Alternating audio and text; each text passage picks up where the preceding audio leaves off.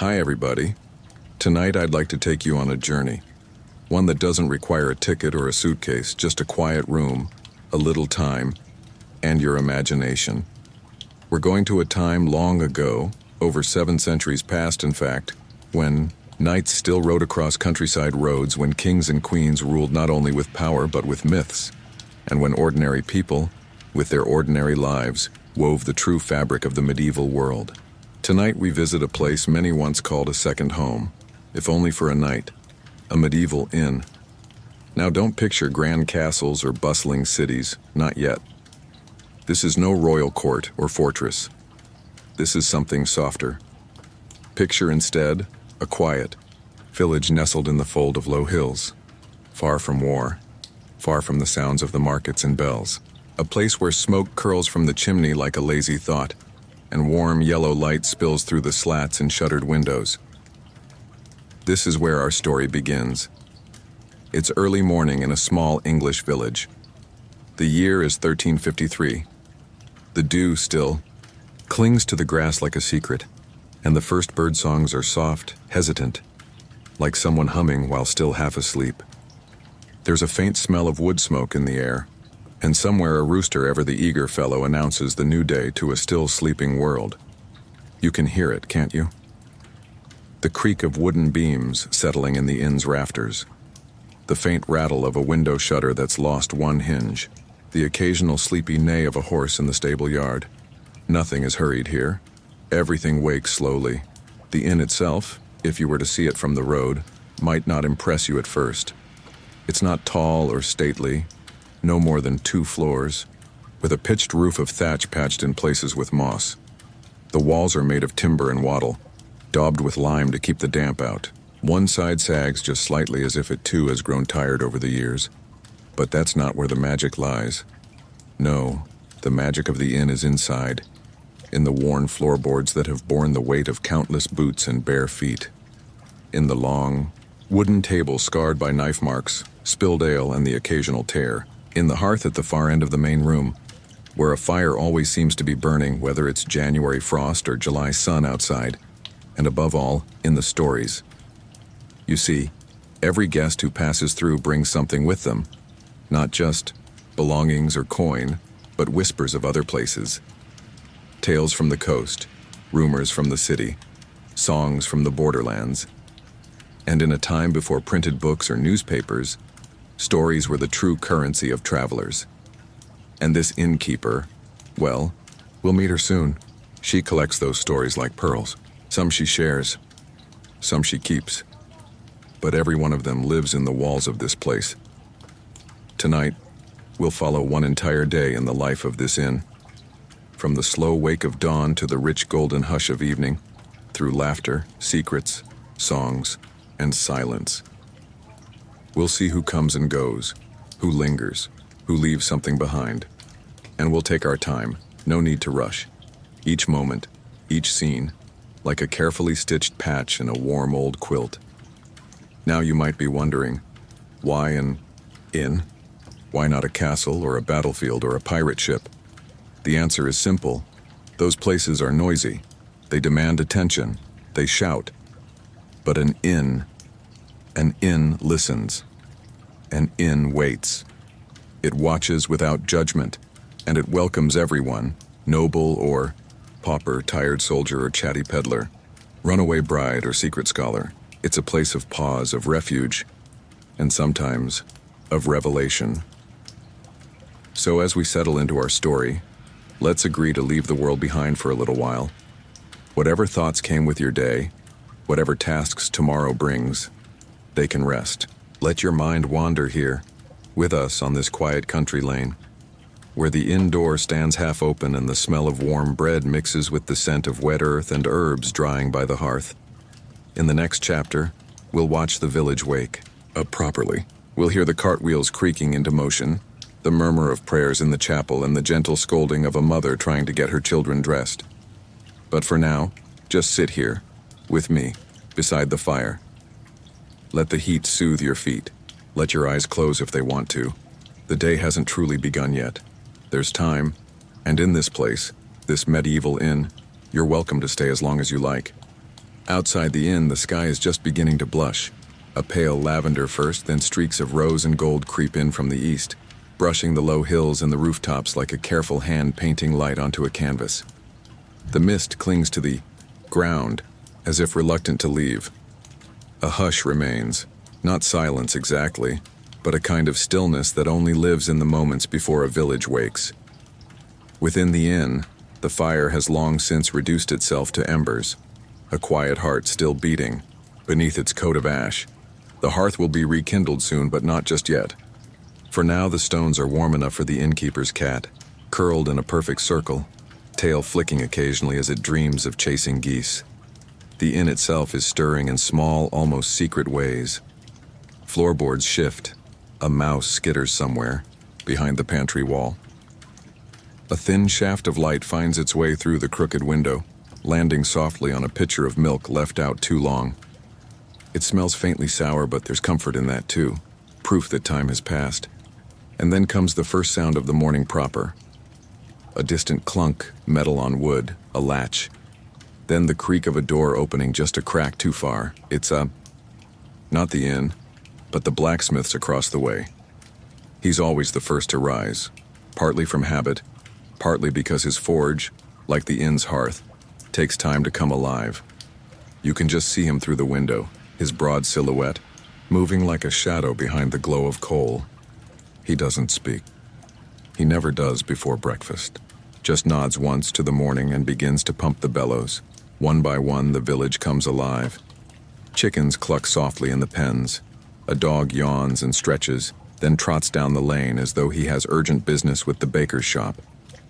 A shutter creaks open above the inn, revealing the sleep-squinted face of a boy. He scratches his head, blinks at the light, then disappears again.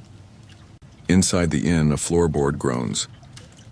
That would be Marjorie, the innkeeper.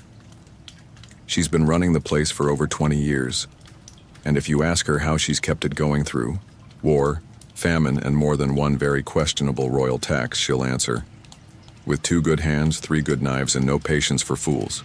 She's tall, with shoulders like oak beams and hair the color of strong tea. There's a line of flour across her apron before she's even finished her first breath of morning. She walks like she's always got somewhere more important to be, and yet, somehow, she never rushes.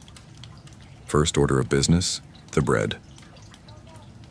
She opens the heavy wooden oven door with a hiss and a puff of steam, the smell of last night's heat still thick in the air. Then, from the pantry, she retrieves a lump of dough prepared the night before, now swollen and sleepy with yeast. She slaps it onto the floured table, kneads it with practiced care, and hums a tune that has no words but always seems to match the season. While the bread rises, she sends a sharp whistle up the stairs. Jasper! Straw's not going to pitch itself. A muffled groan from above. Jasper, the stable boy, is 14 years old, all elbows and trouble. He has a habit of naming all the horses things like Sir Nacelot and Lady Gallopington, and a greater habit of falling asleep in piles of hay. But he's loyal and fast on his feet when properly motivated by food or fear of Marjorie. Meanwhile, the village road begins to fill, not with noise exactly, but with movement. A cart rattles by, drawn by a mule that looks too tired to argue. 2 women pause by the well, murmuring their greetings like secrets. A child toddles past with a wooden spoon in one hand and a carrot in the other, already chewing. Above them all, the church bell rings, one long, low note to mark the hour. Back at the inn, the first guest emerges. He's a thin man with a pale face and ink-stained fingers. A clerk, maybe, or a scribe. His clothes are neat but worn, his shoes freshly mended. He blinks at the daylight like it owes him something. He nods to Marjorie, who replies only with a grunt and a mug of small ale. The inn's benches begin to fill. There's old Tom, who claims to be 90 and only eats eggs boiled exactly 6 minutes, and Ellen, a widow with sharp eyes and a sharper tongue, who only comes in for the gossip but always leaves with a full basket. They greet each other with familiar snorts and sideways smiles. By now the hearth is roaring again, and the inn smells like bread, bacon, and anticipation. But this is just the beginning. There are still so many hours left in this day. So many faces to see, stories to overhear, and quiet moments to savor. A merchant's caravan may pass through. A minstrel may appear at the door. The taxman might stop by, though let's hope he doesn't. And of course, there's always the chance that someone new might arrive, someone with a past or a secret or simply a hunger for hot stew and soft beds. Whatever comes next, this inn will be ready. It always is. The village is fully awake now, but for you, dear listener, there's no need to hurry. Stay right where you are, let your breathing slow, let your mind wander through the misty lanes and wooden beams of this simple, ancient place. There's more to come, much more. And next, we'll meet the people who make this place what it is. From the innkeeper's sharp wit to the stable boy's muddy boots. Their lives are small, perhaps, but never unimportant. At the heart of every inn, beyond the hearth and the ale, beyond the creaking floorboards and the scent of barley soup, lies its people. Not just those who pass through, but those who stay, who open the shutters each morning and sweep the rushes, clean, who know which beam above the pantry leaks in spring and which stool always wobbles just a little. The soul of a place, you see, is never in the stone. It's in the breath and hands and footsteps of those who tend to it. Let's begin with the keeper herself. Her name is Marjorie Talbot, though no one under 50 dares call her that. To most, she is simply Mistress Talbot, or to the bolder sort, Madge. And in truth, she doesn't mind either way, as long as you don't leave crumbs on her clean table or let the door bang shut on its hinges. Madge was not born to innkeeping. No, she was once a cook in the household of a minor noble, a baron of uncertain lineage but expensive taste. It was there she learned how to gut a pheasant blindfolded, how to stretch 2 onions and a turnip into a stew fit for a lord, and how to detect a lie in the way a man holds his cup. When her husband, a kind-hearted cooper, died of fever one spring, she took her savings, bought the lease on this aging inn, and never looked back. That was 23 years ago. Since then, she's added a second hearth, rebuilt the stable from scratch, and scared off more drunkards than she can count, all while never missing a morning loaf. She has arms like rolling pins and a laugh that sounds like a bell tolling upside down. But she also sings to the bread when no one's listening. And every evening, just before she bolts the door, she whispers goodnight to the inn like an old friend. Her pride and occasional headache is Jasper, the stable boy. Jasper is officially 14, though he swears he's 15, and Marjorie swears he's mentally 12. He came to the inn 5 winters ago, muddy and mute, after fleeing some distant village whose name he won't speak. She found him asleep in the hayloft, clutching a broken toy horse. Instead of chasing him off, she fed him porridge and told him if he was going to sleep in her stable, he'd better learn to sweep it too. Now he's part of the furniture, though considerably louder. He talks to the horses like they're nobility, gives them titles and backstories. Sir Nahart the Bold pulls the brewer's cart on Mondays. Dame Whisperhoof belongs to the local healer and allegedly once saved a child from drowning. Jasper tells these tales with such conviction that even the village priest once nodded politely at a passing mare. But it's not all stories. He works hard. He rises before dawn to muck out the stalls, knows which mule hates loud noises, and once chased off a thief with nothing but a rake and a curse that startled the hens for a week. Then there's Nan. She's the serving girl, though. Calling her a girl is a stretch. She's nearly 20, sharp as a nettle and not particularly inclined to suffer fools. She's quick-footed, quicker-witted, and can carry 4 full mugs of ale in one hand without spilling a drop. The regulars adore her, though mostly from a distance. Anyone who tries a wandering hand ends up with a face full of porridge. Hot porridge. Nan was born in the village and has no great desire to leave it. "Why would I?" she once asked. "The whole world passes through here. If I wait long enough, I'll meet everyone worth knowing, and none of the rest." In her spare moments, which are rare, she writes poems on scraps of parchment, tucks them under flagstones, or hides them in cracks behind the bread oven. Marjorie knows, of course. She's never said a word. Behind the scenes, there's also Merrick. He's not quite a cook, not quite a handyman, not quite a guest, but something in between. He showed up one spring with a bent lute, a bad limp, and a scar that starts just behind his left ear and disappears beneath his collar. He asked for work, offered to mend the shutters, and never really left. He tends the fire, patches the roof, peels potatoes, and plays sad songs when the evening turns quiet. He never says where he's from. Marjorie doesn't ask. But once, when the fire was low and the storm outside was loud, she heard him weep, and finally, though you wouldn't know it unless you stayed late, there's the cat. No one remembers when she arrived. She's ash gray, with a tail like a question mark and eyes like embers. She has no name, but answers to the sound of the bread knife tapping 3 times on the hearthstone. She comes and goes as she pleases, prefers to sleep in the high beams, and once scared a rat so badly it fell into the stew pot. Marjorie served it anyway. No one noticed. These are the ones who keep the inn alive. They are not heroes, not nobles, not names you'll find in songs, but they are steady. They are kind in their own peculiar ways. They remember your name if you stay twice, your favorite, drink if you stay thrice, and if you happen to show up barefoot and silent at the end of a long road, they'll give you soup before they ask your story. And in this world, that is no small thing.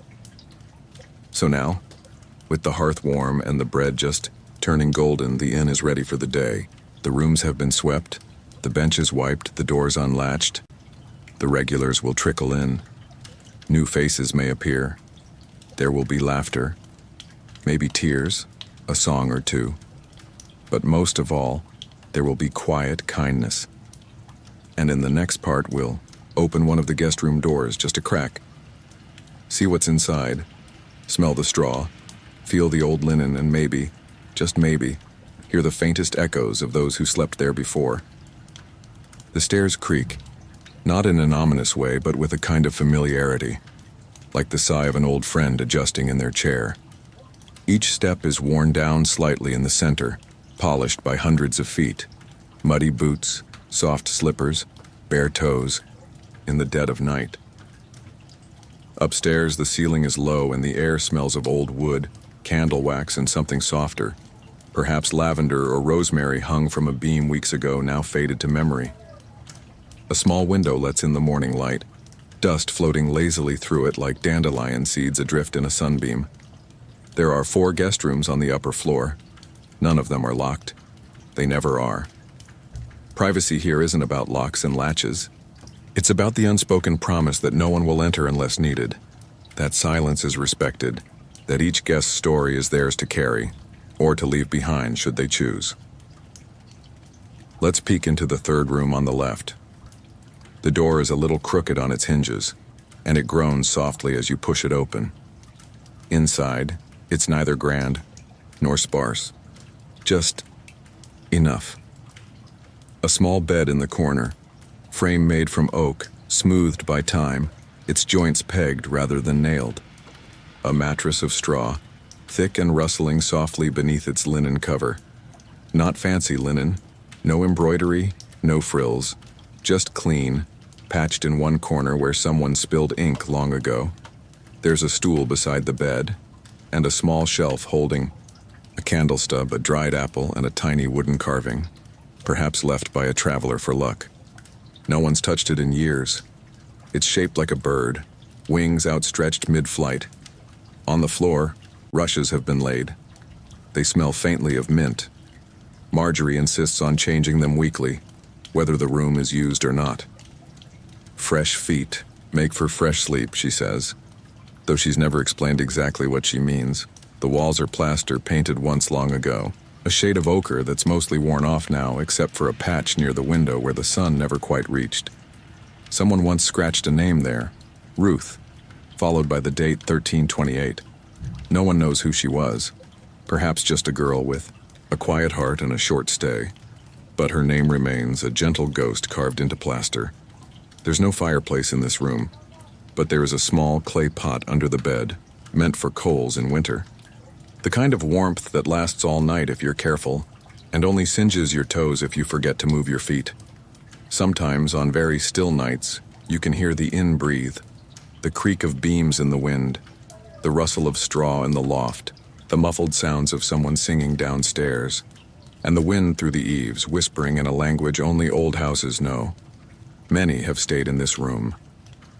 There was the merchant who came every spring for 15 years, always sleeping with his boots on, always leaving at dawn without breakfast. The girl who arrived with nothing but a lute and a bad cough, who stayed until her voice returned. The knight who asked for the bed to be turned toward the east so he could watch the sunrise before riding off again.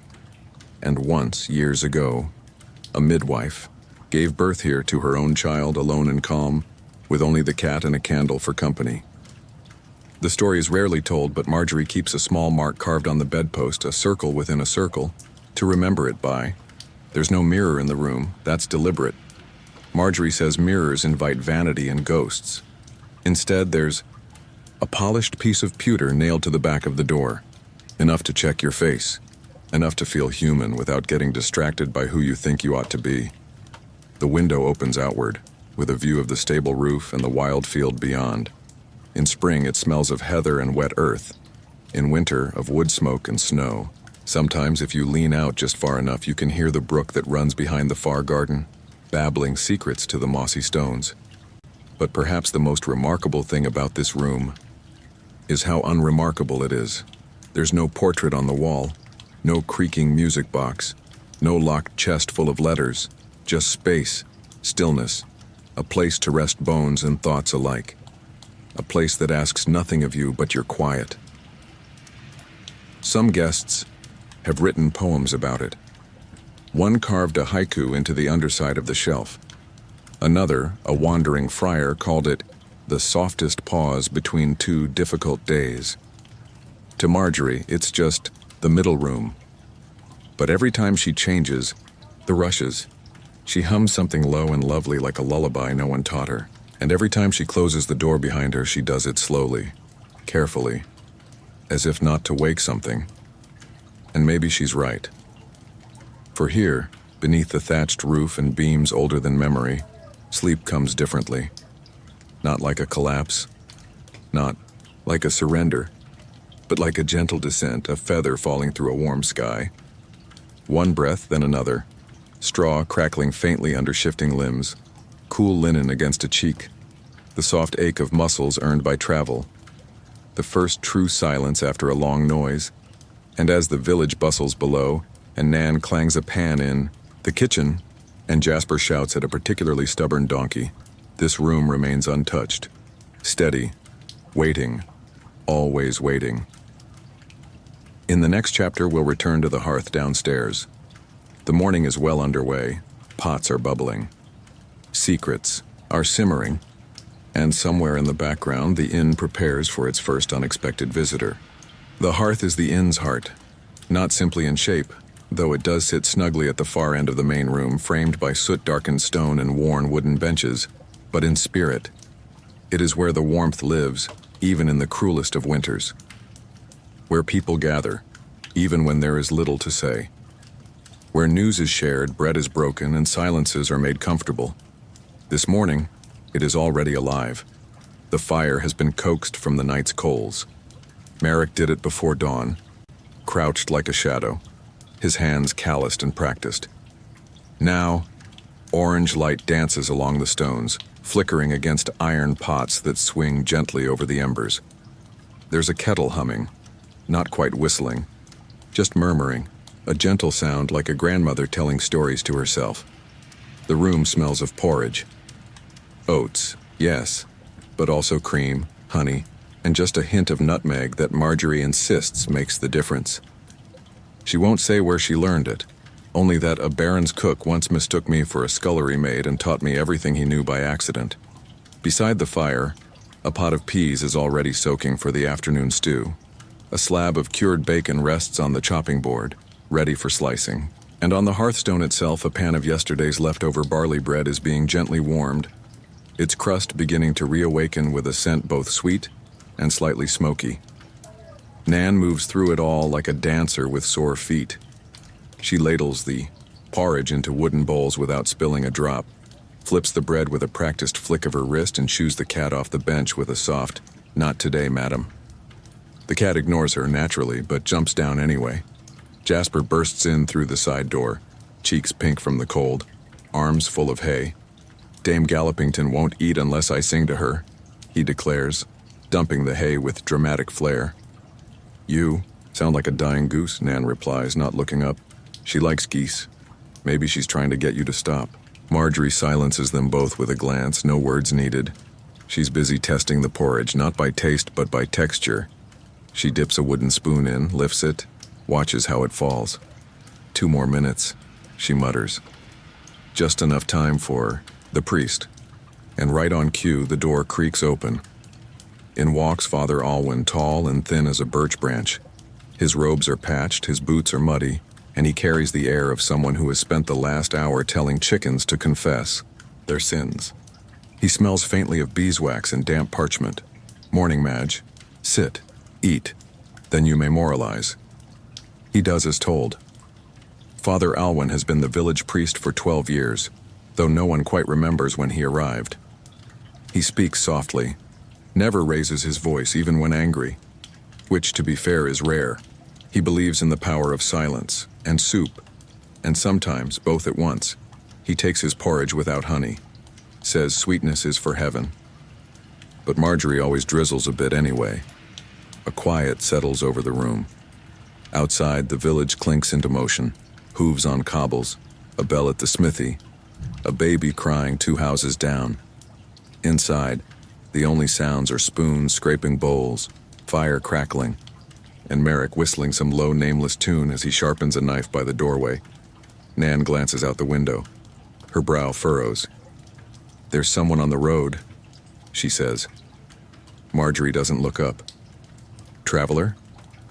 Could be. Trouble? Nan hesitates. Looks more tired than anything. The inn doesn't ask questions of its guests, not at first. It opens its door, pours a mug, waits to see what happens. But in a village like this, everyone knows that even silence carries a story. And the hearth? It listens. Always. Jasper peeks. Over Nan's shoulder, nearly stepping into the porridge. I bet he's a knight, he whispers. Or a spy, or a night spy. He's limping, Nan says. Battle wound, Jasper insists. Marjorie says nothing, just adds another bowl of oats to the pot. Guests come for warmth, for food, for safety. But some, just a few, come for something they can't name. Something only found by firelight in the hush of early morning when the world feels gentle again. One of the regulars arrives next. Old Tom, shuffling in with his walking stick and a muttered curse about his knees. He takes his seat by the fire, same one he's had for 7 years, and accepts his bowl from Nan without a word. Too much honey again, he grumbles. You're welcome, she replies. He grunts, eats every spoonful. As the room fills with slow conversation and steam, the door remains ajar. The figure on the road grows closer. But for now, inside the inn, the fire holds the world at bay. It softens the sharp edges of day. It reminds all who sit near it that life, for all its hardships, still allows moments of comfort, of stillness, of small kindnesses quietly exchanged. In the next chapter, that door will open wide. The first guest of the day will step inside, and with them, a piece of the wide world will enter, a little muddy, a little mysterious, and entirely welcome. The door opens with a long, reluctant creak. It's not dramatic, just old. Weather-worn, warped slightly by rain and years, it swings inward like a breath being held, like the moment just before a story begins. And there, framed in the soft light of the hearth and the pale morning beyond, stands the first guest of the day. He's not what anyone expected. Not a knight in shining armor, not a noble or a bard with feathers in his cap. He's wet and tired and older than his boots should allow. His cloak is soaked through, its hem dripping steadily onto the flagstones. His boots are caked in a dull gray mud, the kind that clings even after crossing a river.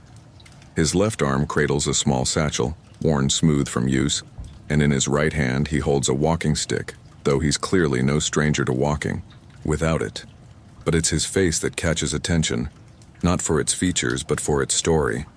Lines like shallow streams, deepening toward his eyes, a patchy beard, more salt than pepper, and a gaze that flickers across the room not with suspicion but with something quieter, like a man who's long stopped expecting kindness and now finds it strange when it appears. Nan is the first to speak. "Morning," she says simply, holding a cloth. "You're dripping." He nods. "So I am." No explanation, no apology. He just stands there, water quietly forming a small puddle beneath his boots. Marjorie eyes him from across the hearth. Soup's not ready yet. Porridge is. Porridge. Will do. It's not quite a request, not quite a command. Just a fact spoken in a voice that's low and hoarse, like it's been left out in the cold too long. Marjorie nods once sharply, then disappears into the kitchen. Nan gestures to the bench nearest the fire. "Sit. You'll catch death standing there." The man doesn't argue. He moves stiffly, like every joint has been recently offended. As he sinks onto the bench, the firelight touches his face, and there, for a brief moment, is a flicker of relief, of release. His shoulders drop, his eyes close, his fingers flex, just once. Jasper peers at him from behind the doorframe. "Where do you come from?" he whispers, loud enough for everyone to hear. The man cracks one eye open. "Somewhere wetter than here." Nan smirks. Marjorie returns with a steaming bowl and sets it down without ceremony. Alongside it, a small piece of barley bread and a wooden spoon. The man nods in thanks. No words, just a simple, tired nod. He eats slowly, but not cautiously, like someone who knows what hunger is, but doesn't let it rule him. Father Alwyn watches. From his corner, eyes narrowed slightly, not in judgment but in curiosity. He sips his tea, waiting, listening, as priests do. Old Tom leans over to Nan. He's not local. Brilliant deduction. Could be a thief. He's eating porridge with a spoon. If he's a thief, he's very polite. Outside, the wind picks up slightly, rattling the shutters. The fire pops. The cat stretches, walks past the man's boots, and, without hesitation, jumps onto the bench beside him. She curls up as if this is perfectly normal, as if they've known each other for years. The man doesn't flinch, just glances down and mutters, "Hello, madam," before returning to his meal. It's Jasper, again, who breaks the quiet. "What's in the satchel?" The man glances at the boy, then at the bag. "Letters." "Love letters?" "No." "Royal secrets?" "No." "Treasure maps?" The man pauses just a second, then replies, "Maybe." That satisfies Jasper beyond measure. He dashes off to tell the chickens. Marjorie watches it all with practiced neutrality. But when the bowl is half finished and the man hasn't coughed up a name or coin, she strides over, plants both hands on her hips. "This isn't a church," she says. "I noticed. Beds aren't free. I'll pay." "When?" "Tonight." "What with?" He reaches into his cloak, slowly, carefully, and produces a small purse. He shakes it. It doesn't jingle, but it does rustle. "Letters," he says again. "For people in the next town, important ones. They'll pay on delivery. Messengers don't usually walk. Messengers don't usually drown halfway across a bridge either." That gives everyone pause. Marjorie stares at him for a moment longer, then grunts and walks away. That's as close to all right as she gets. The man finishes his bowl, wipes his mouth with the back of his sleeve, then, without prompting, removes his boots and sets them by the fire. His socks steam. He closes his eyes. No one presses further. Inns are curious places. They witness everything but remember selectively. They welcome the weary, the wondering, and the wordless. And sometimes that's enough. This man, whoever he is, wherever he's come from, will rest today. And maybe tonight, over supper or Ale, his story will start to unfold. Or maybe not. Maybe he's just passing through.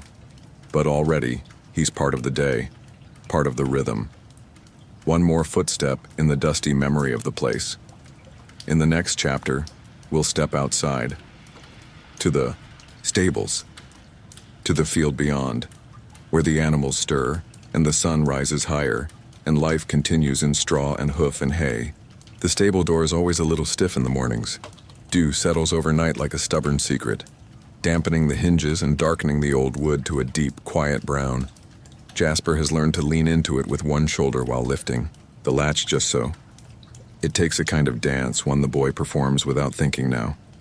A thud, a scrape, a hollow creak. Then the scent of hay, leather, and animal warmth rushes out to meet the day. Inside, the stables breathe. Not literally, of course, but in the way old familiar places do. There's a rhythm here. Soft snorts, the clink of harnesses, the low rustle of straw as hooves shift and tails swish in slow, sleepy arcs.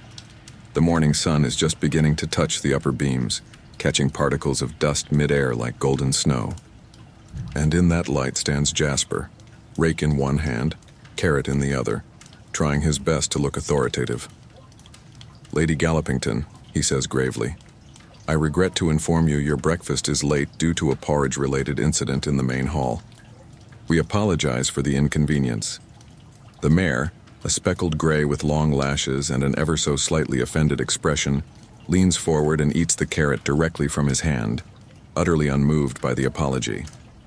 She accepts the terms, Jasper mutters, making a quick, unnecessary bow. He moves from stall to stall, greeting each animal by name and imagined title.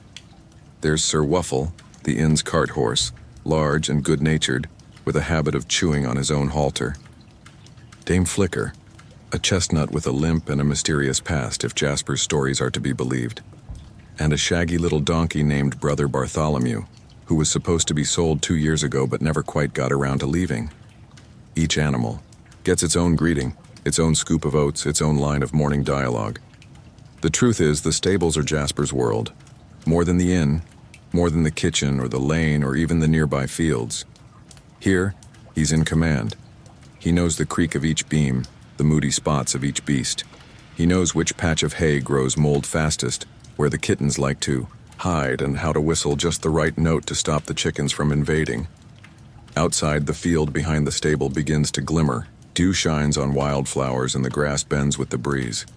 A pair of crows bicker noisily atop the fence post, then scatter as Marjorie appears in the doorway with a bucket of water. "You'll have to clear the south stall," she says.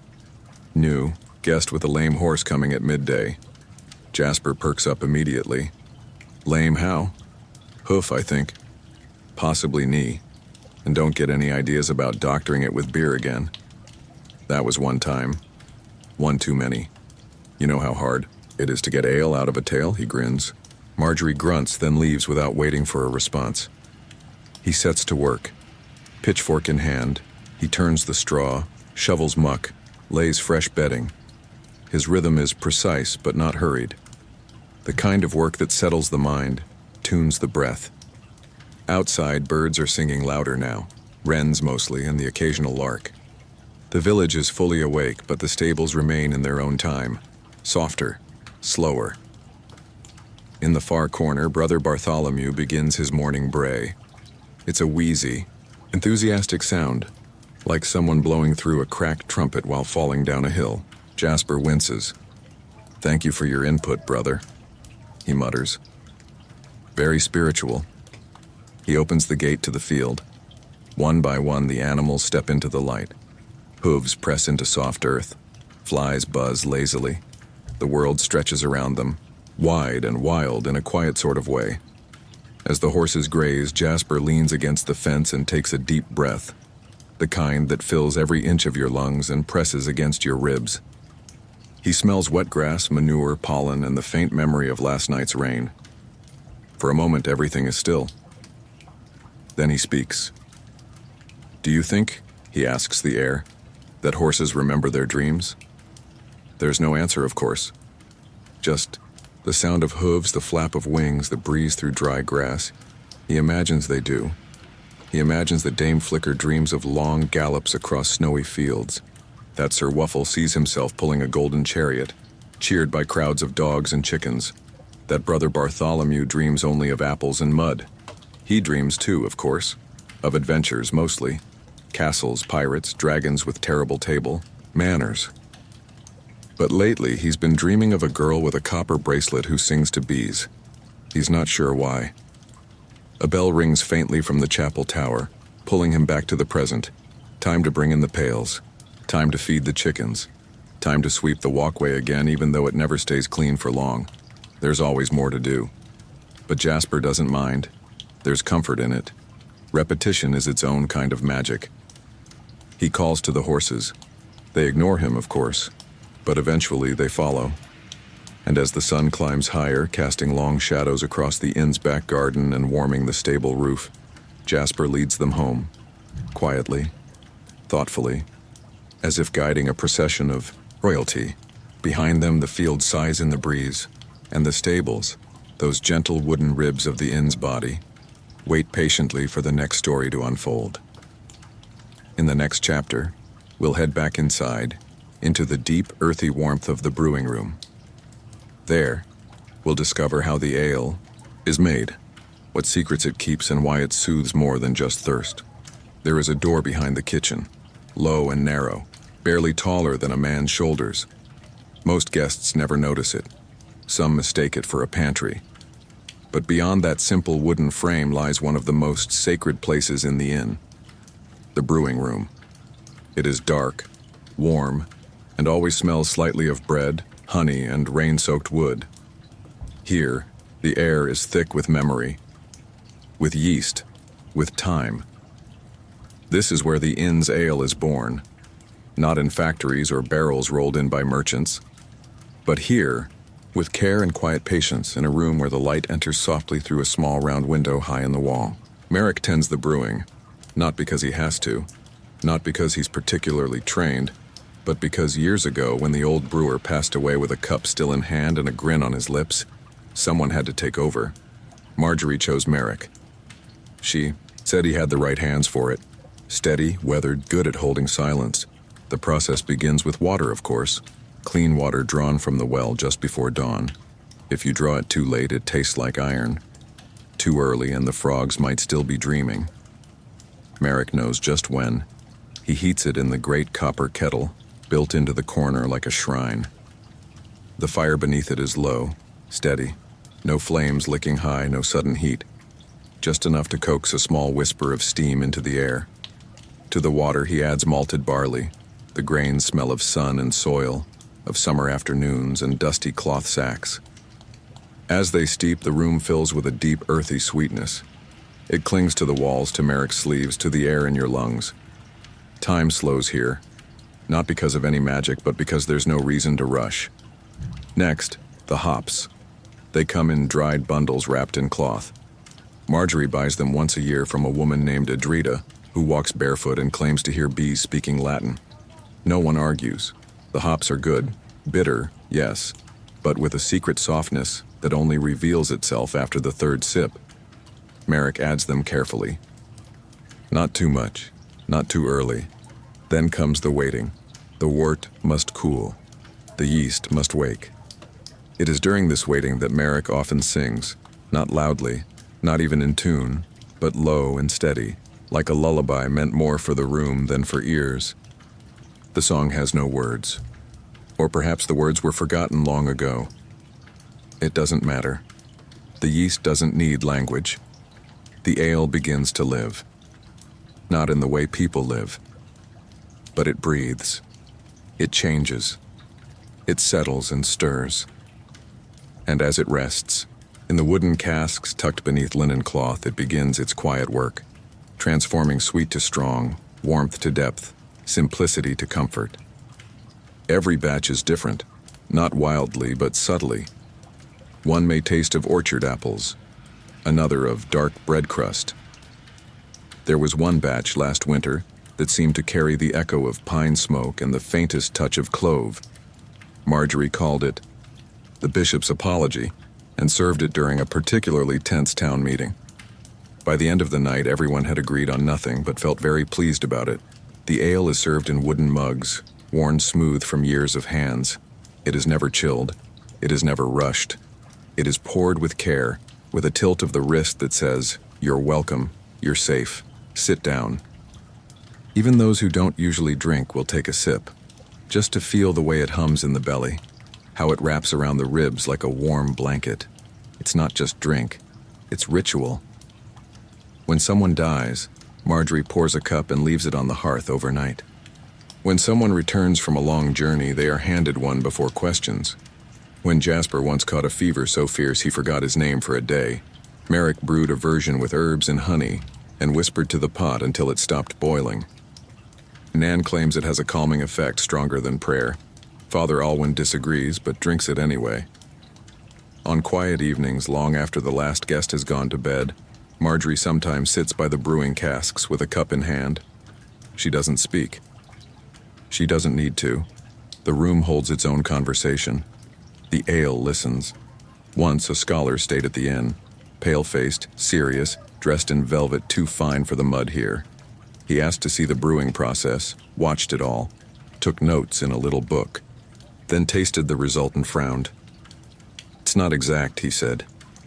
"It varies, it's unpredictable." Merrick smiled. "Like people." The scholar didn't stay the night. The ale, though, it stays. It lingers in the wood, in the grain of the bench, in the corners of the cupboard. Even when the barrels are empty and the mugs have been washed, something remains. A softness, a warmth. The memory of comfort offered without condition. And that's why the guests come back. Not just for the bed or the stew, but for the mug placed in front of them without a word. For the sense that someone has taken the time to create something gentle, just for them. In the next chapter, the sun climbs higher. Shadows fall longer across the courtyard, and a new figure approaches the inn, not with a limp, not with a cloak, but with something else entirely. A lute, a laugh, and a song just waiting to be sung. The sun reaches its peak quietly. There are no trumpets to announce it, no dramatic shift, just a soft thickening of the light, the kind that makes shadows sharper, that lays itself gently across windowsills and warms the bones of the house. It is noon, and the courtyard outside the inn has grown drowsy. The flagstones are uneven, laid generations ago by hands now forgotten. Moss grows between them, soft and patient, and in summer, small white flowers bloom there, without asking permission. Today, a breeze stirs lazily through the courtyard, carrying with it the smell of stew, horses, and crushed thyme beneath the back steps. The inn is quieter now. The morning flurry has passed. The hearth has dimmed slightly, giving way to the hum of the kitchen and the occasional clink of a mug being rinsed. Father Alwyn has returned to his chapel. Old Tom is dozing in the corner, snoring like a lazy bellows. Even the cat has vanished, likely asleep in the rafters or under the woodpile, her tail twitching to some dream of mouse conquest. And then, without warning, the silence changes. It doesn't break exactly. It lifts, just slightly, as though the courtyard itself is tilting its ear toward something not yet seen. At first, it's just a sound, a faint plucking. Strings, soft and deliberate. A melody forming at the edge of awareness. Then a footstep. Another. Slow. Steady. Boots tapping the stone like punctuation marks in a poem. Nan leans out the kitchen window. "Well now," she murmurs. "That's not a tacksman. Jasper is already on the roof. Why he's on the roof is anyone's guess. Perhaps chasing a chicken. Perhaps chasing a thought. Either way, he's got the best view. Troubadour, he calls. Or a thief pretending to be one." Marjorie doesn't reply. She wipes her hands on a cloth and walks to the front steps. There, just beyond the low wall that rings the inn, is a traveler unlike the morning's guest. No mud. No cloak of damp wool. No sagging satchel or bloodied boots. This one is light-footed, sun-kissed, and smiling. He wears a coat of faded red, embroidered at the cuffs, and a hat far too large for purpose, but just right for flair. A lute is slung over one shoulder, its wood polished and worn. Around his neck, a scarf that might have once belonged to a duchess or a scarecrow. Hard to tell, really. He stops in the middle of the courtyard, plants one foot firmly, and strums a chord that hums like bees in summer. "Well met. Fair stones, and finer folk," he announces, bowing low to the door. I seek nothing more than a warm meal, a place to rest my weary heels, and perhaps, if the mood suits, a bit of laughter to share. Marjorie crosses her arms. No laughter for sale. Here. But there's stew if you've coin. Ah, a woman of clarity. Music to my ears.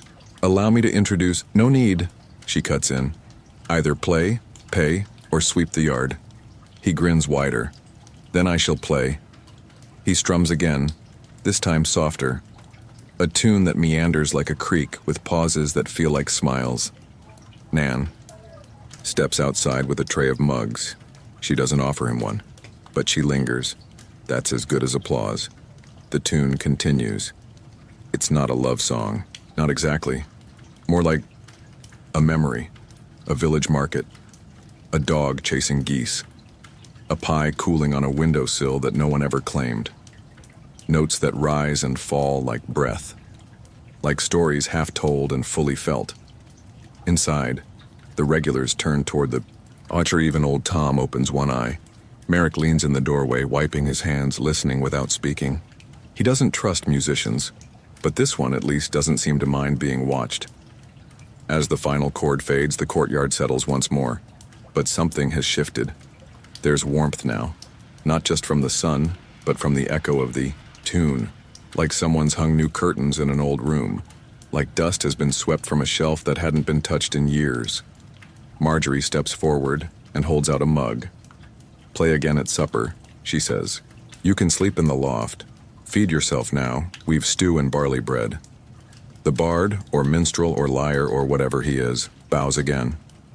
Generosity, the rarest of spices. You'll find we're well seasoned, she replies. Takes the mug, takes a sip, and sighs. Ah, hops, time, and forgiveness. Mostly hops. The courtyard, now filled with sunlight and shadow, hums with quiet satisfaction. Inside, the stew is ready. The tables are being set. Somewhere, the cat returns from her private kingdom, tail aloft. And in the corner of the world where this little inn sits, half hidden by hills and memory, a song has been added to the silence. In the next chapter, we'll step inside once more, meet a man with ink on his sleeves and curiosity in his heart, a guest who doesn't speak much but writes more than anyone ever will. Evening hasn't arrived yet, but the light has changed. It no longer presses down from above. Instead, it stretches, sideways, softer, casting long shadows that make everything feel older and a little more important than it really is. The kind of light that turns a mug of ale into amber, and the sweep of a broom into choreography. Inside the inn, the hearth has been coaxed back into its evening strength. The fire is broad and deep now, throwing out warmth that wraps around ankles and climbs up into sleeves. The smell of stew has mellowed into something richer, onions melted down to sweetness, lentils thick with herbs, and bread warming gently on the stones. And there, by the hearth, sits the minstrel. He has shed his coat. It's drying by the door, draped with a flourish over a chair like a flag of cheerful defiance. His hat rests beside it, slightly singed from a near encounter with a candle, and his boots, polished but patched, are propped near the fire, soles steaming gently.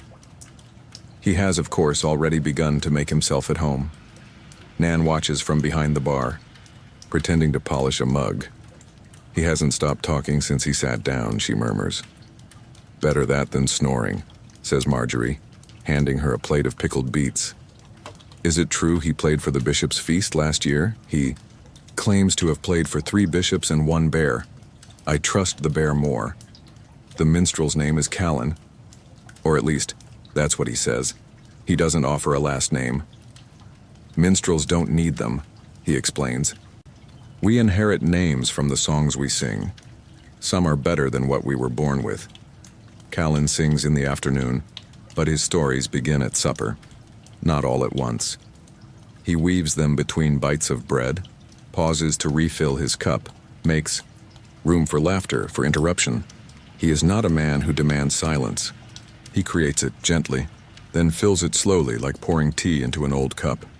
Tonight his tale begins with a fog. A fog, he says, so thick you could slice it and serve it with cheese. Someone snorts. Through that fog came a sound, Hooves? No. Drums? No. It was the sound of regret, dragging a cart behind it. More laughter. He continues, spinning a yarn about a prince who traded his voice for a cloak that made him invisible to everyone except ducks, which, as it turns out, is less helpful than you'd imagine. Nan nearly drops a tray. The story ends with the prince learning that some things are better heard than hidden, and with Callan bowing to an audience of 4.5 people, Oldie and Tom having dozed off halfway through. Afterward, no one claps, not because they didn't enjoy it, but because applause feels too loud. Instead, there are smiles, some private chuckles, and a deeper kind of silence, the kind that follows stories that have settled comfortably in the chest. Callan accepts this with grace. Better than coin, he says quietly, lifting his mug. Though I wouldn't say no to coin either. Marjorie rolls her eyes but passes him another slice of bread. He doesn't ask for a room. Doesn't need to. The understanding is unspoken. Musicians sleep in the loft, under the eaves, where the wind rattles the beams and the hay smells like summer long past. Before heading up, he sings once more. No tale this time. Just a melody. Soft. Wandering. It has no beginning. No end. Just a tune that loops like memory. A lullaby for grown souls, frayed at the edges, in need of rest. He plays with his eyes half closed, swaying slightly as though the music is playing, him instead. Even the fire quiets. When the song ends, he doesn't speak. He gathers his lute, his coat, his too large hat, and with a slight nod to no one in particular, he climbs the narrow stairs to the loft, the notes of his melody trailing behind him like the tail of a comet.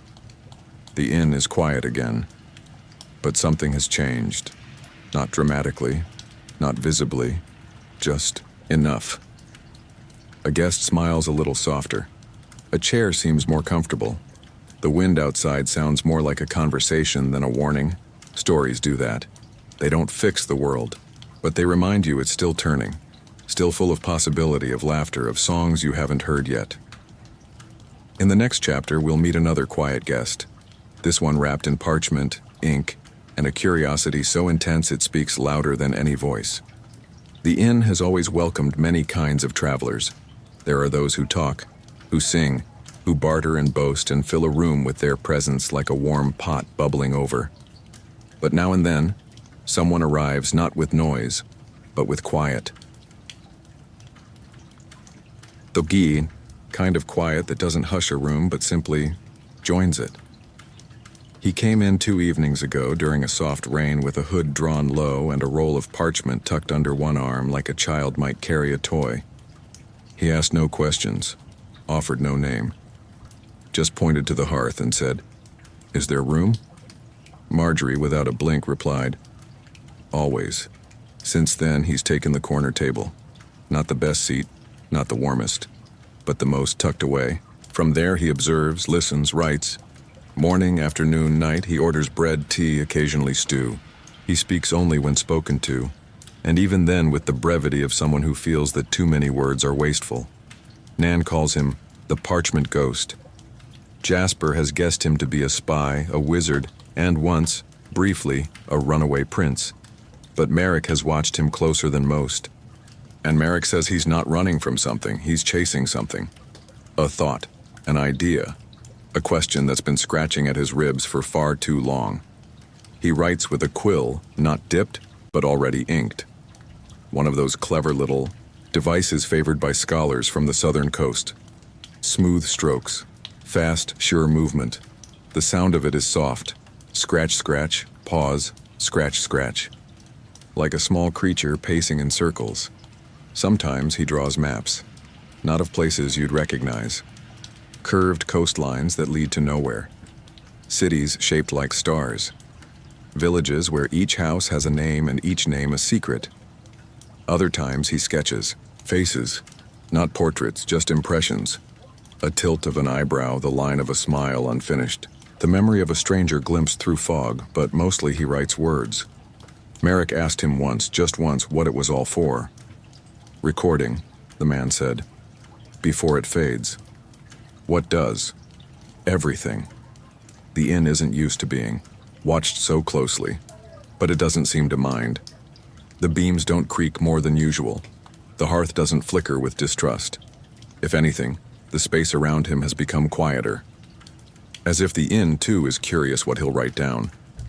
Last night, Callan tried to draw him into conversation, told 3 increasingly ridiculous stories about dancing monks, a goat with a legal title, and a bet gone wrong involving a barrel of honey and a bishop's niece. The man didn't laugh, but he smiled, just slightly, a soft lifting at the edge of his mouth. And he wrote something down after. Callan looked pleased. I'll take that as applause. Today, the man rises before breakfast. He moves like someone who's used to silence, who wears it like a cloak. He steps outside into the chill morning, parchment under one arm, and walks toward the garden behind the inn. Jasper watches from the loft, chewing a piece of apple. Think he's gonna bury treasure? Nan smacks him gently with a rag. Maybe. He's looking for mushrooms. Scholars don't eat mushrooms, they just drink ink. Marjorie ignores them both. She set out a fresh pot of tea, not because he asked, but because she knows he'll return, and when he does, he'll appreciate the steam, the warmth, the fact that someone thought of him without needing to be told. When he does come back, the parchment is rolled tighter. His fingers are ink-stained. There's a smudge across one cheek where he must have rubbed at a thought too deeply. He sits, he drinks, he writes again, but this time, before putting pen to page, he looks up. The inn is quiet. Callan is napping. Jasper is outside. Marjorie is chopping something decisively, and yet, the stranger speaks to no one. Or perhaps to the space itself. This place remembers, he says softly. Merrick, passing by, pauses. You mean the inn? The man nods once. Most buildings forget, he says. They lose track, they fade. But not this one. It listens, it keeps things. Even the things people want to forget. Is that good? The man considers. Then, it depends on the memory. He writes again, this time faster, with urgency. Later that afternoon, Marjorie will find a page left behind near the hearth. Not by accident. The edges are weighted with a smooth stone. On it, a poem.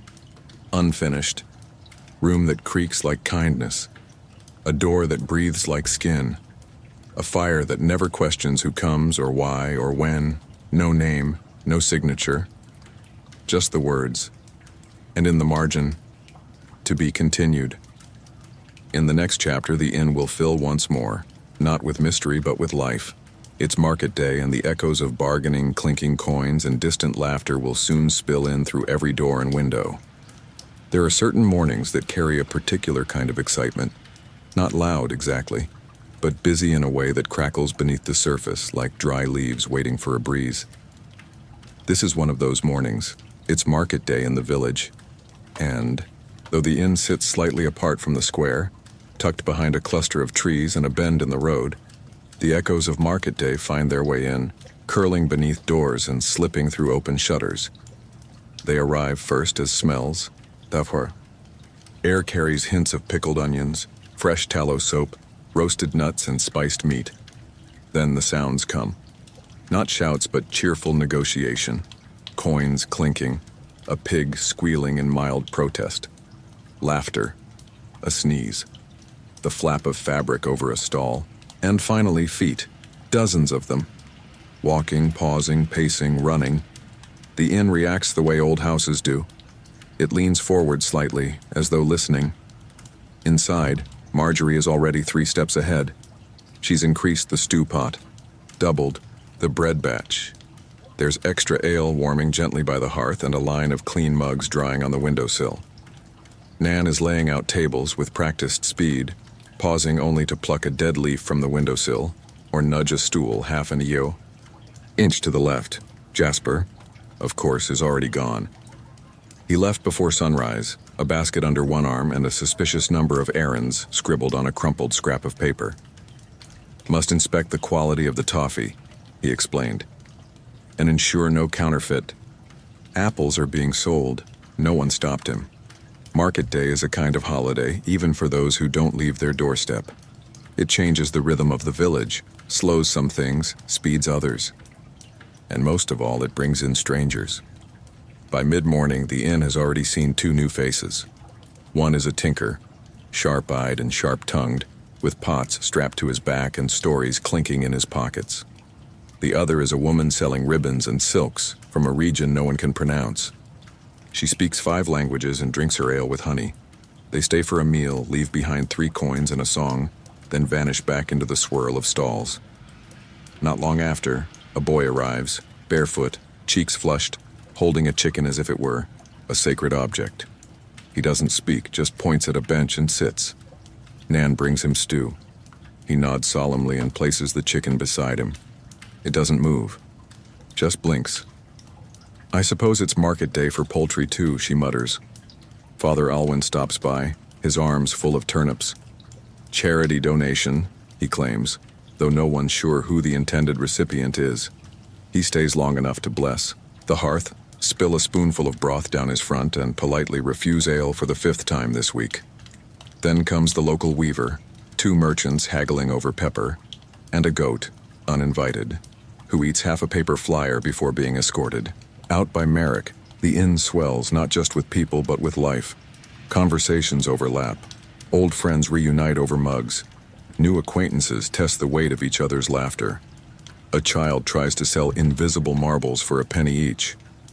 Callan buys 3, just to keep the magic alive. And beneath it all, the inn holds steady. The fire burns. The mugs pass, from hand to hand. Bread is broken. Names are shared, or not. No one is asked to explain themselves. No one is hurried. This, after all, is what inns are for. As the sun leans toward afternoon, the pace slows slightly. Bellies are full. Pockets lighter, voices hoarse. Outside, the market begins to thin. Stalls packed away, crates reloaded, last-minute bargains called into the wind. Inside the inn, the conversations grow softer. A woman plays a quiet tune on a flute made from cherry wood. 2 boys nap in opposite corners. The ribbon seller dozes with her head against her satchel, dreams curling like smoke above her. Marjorie stands behind the counter, arms folded, watching it all. She doesn't smile, but her eyes do. A small crinkle at the corner, a softening. Nan brings her a mug. "Busy morning," she says. Marjorie grunts. Then, "Not bad. Think they'll come back?" They always do. If not for the stew, then for the silence. Silence, after all, is rare, especially on market day, and yet here, between the stories and the spoons, the music and the mugs, there is always a corner of it to be found. A silence that isn't empty, but full. A silence that listens. By late afternoon, the inn begins to empty. The ribbon seller vanishes like a breeze. The boy and his chicken are gone, but their bowl is clean. The tinker leaves behind a spoon engraved with a fox.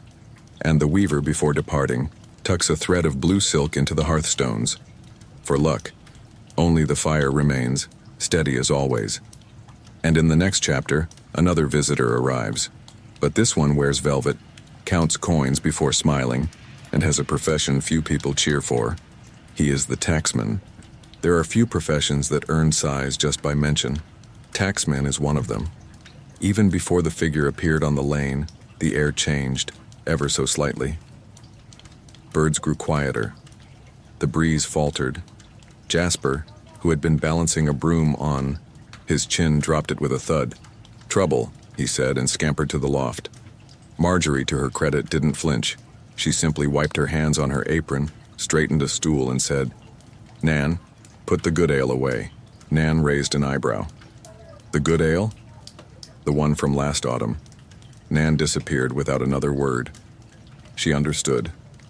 There were ales for singing, ales for silence, and ales for diplomacy. Outside, boots crunched on gravel. Measured, expensive-sounding boots, not hurried, not hesitant, the kind of boots that expected doors to open before them. And shortly after they did, though not of their own will, The taxman entered. He was dressed in blue velvet, cut close and neat. A feathered cap, though modest, a ring on each hand, and the faint smell of ink, wax, and dried orange peel, perhaps from a satchel long closed. He carried no sword, but wore a belt of pouches that looked twice as dangerous. His eyes, when they met Marjorie's, were neither hostile nor friendly. They were ledger eyes, calculating, practiced in neutrality. "Good day," he said. "That depends," said Marjorie. "What kind of day are you here to make it?" The taxman smiled without teeth. "I am here on the king's business, as always. I have a list. You always do." Nan returned with a mug. Not the good ale, but not the worst. Something middle. Something diplomatic.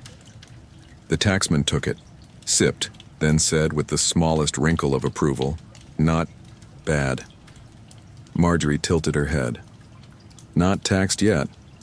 He allowed a chuckle, then produced his parchment. It was long, rolled tight, sealed in 3 places. The kind of parchment that smelled like long meetings and short tempers. "I'll be staying the night," he added. "Room with a view if possible." Marjorie nodded. "You can see the outhouse from the middle room." He blinked, unsure if it was jest. It was. Mostly. Father Alwyn arrived just as the taxman sat. He paused in the doorway, sniffed the air, and said, "Ah, smells like declarations." The taxman did not rise. "I am Brother Yosric," he said, "sent by His Majesty's Office of Estate and Rural Collections." Father Alwyn crossed the room slowly. "And I am Father Alwyn, sent by the Office of Heaven." There was a long pause. Then Nan coughed, hiding a laugh, and served stew with a little extra pepper. Callan, the minstrel, soon joined them, sensing opportunity. "Shall I sing of sovereigns and silver?" he offered, plucking a string. "No need," said the taxman. "I've heard enough royal odes to last 3 lifetimes." "Shame," said Callan. "I was working on a piece called The King's Purse in the Peasant's Pockets." Marjorie muttered, "Too optimistic," and went back to stirring the pot. But as the evening wore on, something curious happened. The taxman, Brother Josric, softened. He ate 2 bowls, asked for seconds, commented with polite surprise on the rosemary in the stew. He even laughed once at a story involving Jasper, a goat, and a tax ledger being used to swat flies. He didn't drink more than a sip. But he listened, really listened. When Callan told a tale of a village that paid taxes in buttons, Josric asked about the button making. When Nan mentioned the local orchard, he made a note, not for collection, but for curiosity. "I collect jams," he admitted, "on my days off." By the time the fire burned low, he had set aside his list and was sketching quietly the cat. "She reminds me of my mother's," he said. "Named hers Inkspot. Could disappear in a shadow. No one expected that, and no one quite knew what to do with it, so they left it alone. Let the moment sit like cooling bread." When Josric retired to the middle room, he paused at the stairs. "This is a good inn," he said. "Depends on who you ask," Marjorie replied. "I've seen many. Most try too hard. This one just is." Marjorie nodded once. He climbed the stairs. Nan looked over at the parchment he'd left on the bench. "Should we peek?" "No," said Marjorie. "Let him have one night where he's not the sum of his numbers." And so the fire sighed. The mugs were washed. The night crept in. And in the next chapter, something under the floorboards will shift. Literally.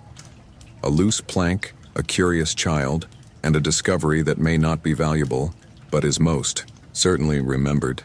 The inn is quiet after market day. The floor has been swept, mugs stacked, the fire banked just enough to keep a soft glow along the stonework. Outside, a breeze carries the last scents of cooked onions and hay carts down the lane. Inside, the only sounds are the shuffle of slippered feet and the occasional yawn. Jasper is pretending to help with the final sweep. His method involves dragging the broom with one hand and tossing an apple in the air with the other. Marjorie has already told him 3 times to stop juggling near the pewter cups. He agrees every time, and continues anyway. Predictably, the apple drops. It bounces once, then rolls across the floor, past Nan's boots under the bench near the hearth, and disappears. Vanished, not hidden behind something, not wedged into a corner. Just gone. Jasper frowns, crouches down, and peers under the bench. Odd. He reaches in, arm extended, cheek pressed to the floorboards. His fingers brush something rough, splintered wood, slightly damp. Then, click. The board shifts. It's subtle, but distinct. Not a creak, not a snap. More like a door saying, "Yes, I remember how to open." Jasper yelps and sits upright. There's something under the floor. Marjorie doesn't look up. If it's moving, let it be. If it's sleeping, don't wake it. If it's dead, bury it. Nan wanders over. "What did you do?" "Nothing," says Jasper.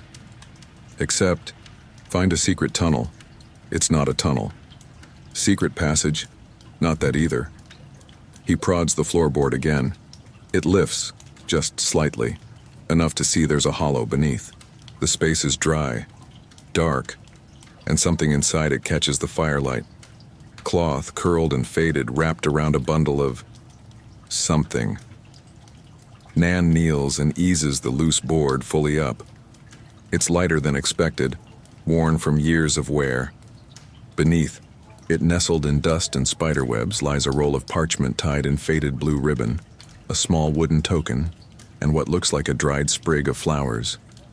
Carefully, she pulls them out. The cloth around the bundle crumbles at the edges. Beneath, and 2 sheets of parchment browned by age. Ink clings in delicate strokes, looping and flowing, though some letters have bled into the paper like thoughts sinking too deep to erase. She reads aloud. "To the one who finds this, know that I waited.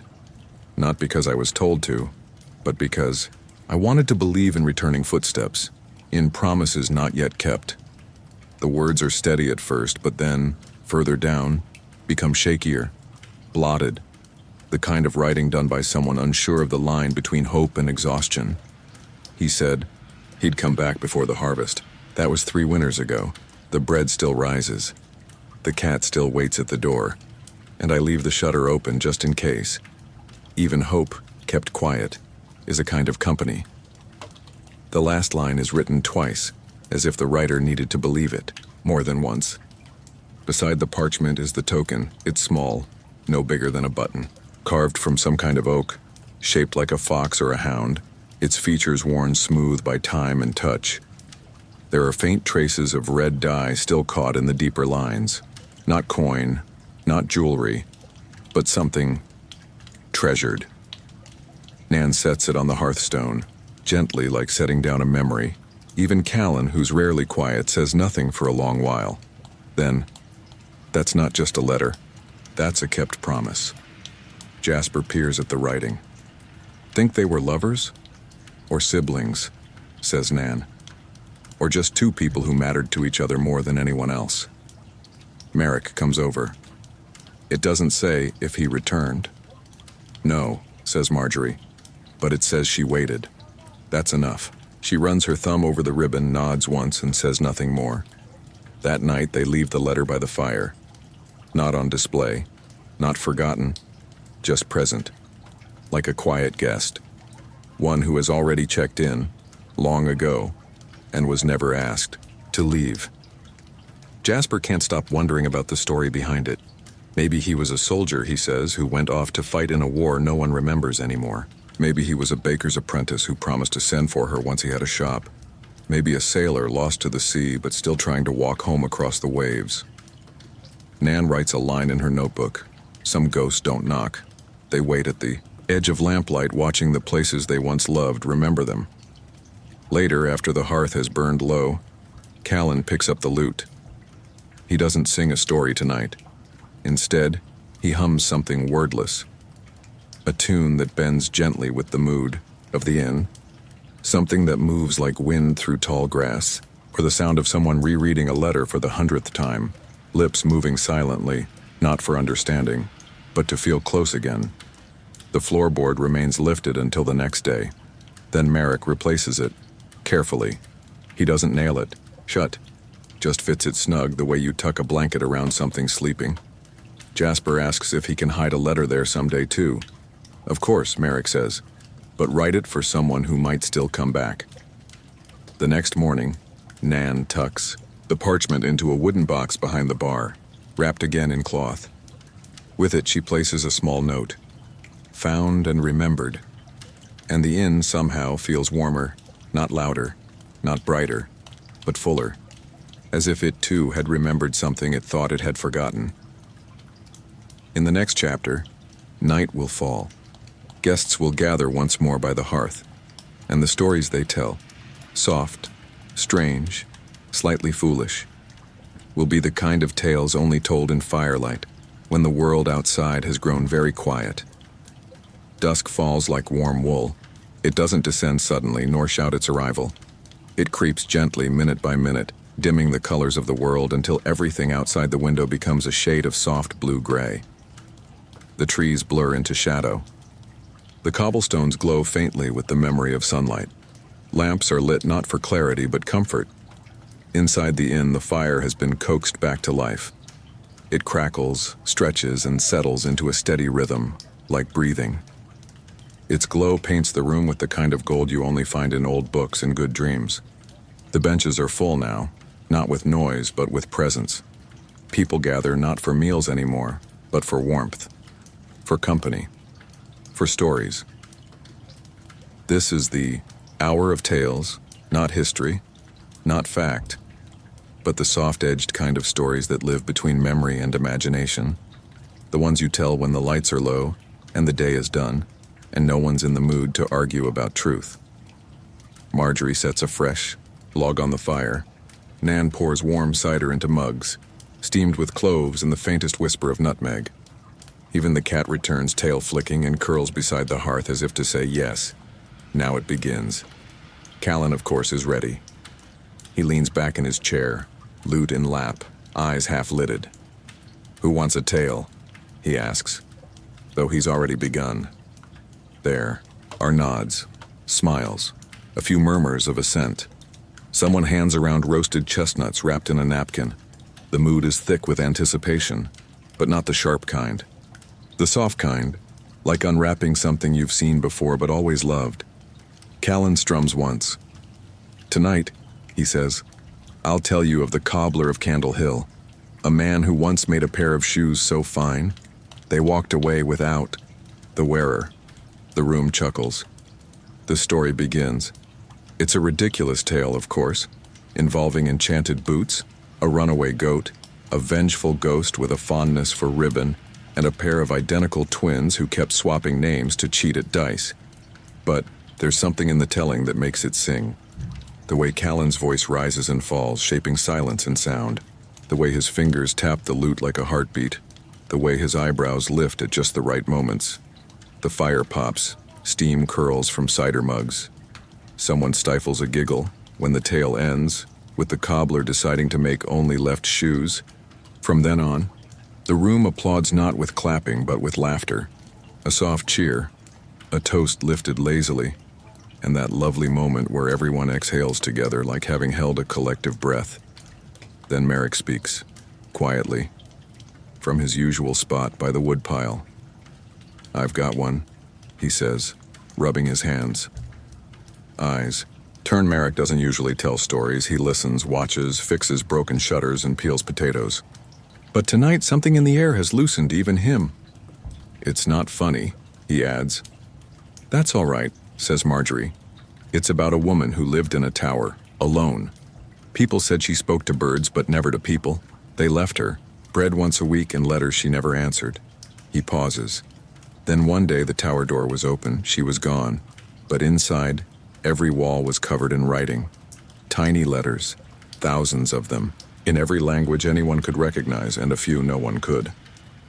"Do you know what they said?" Nan asks. "No," Merrick says. "That's the thing.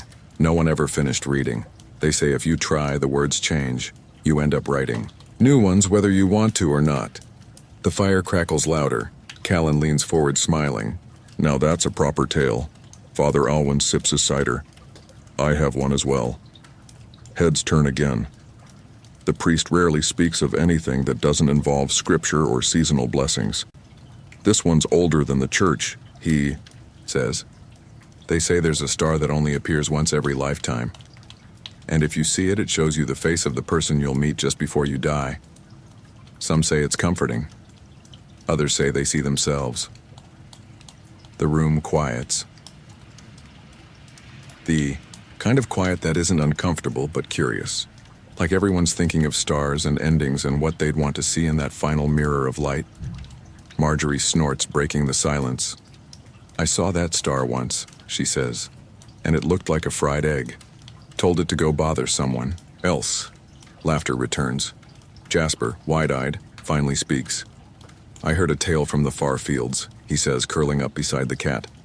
About a chicken so brave it fought a fox, a hawk, and a farmer's dog, all in one day.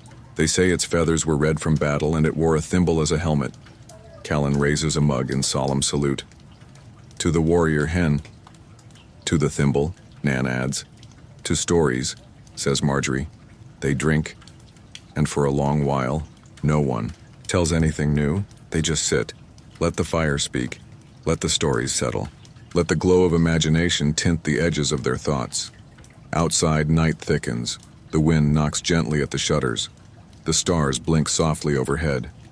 And the inn, steady, old, listening, holds it all without judgment.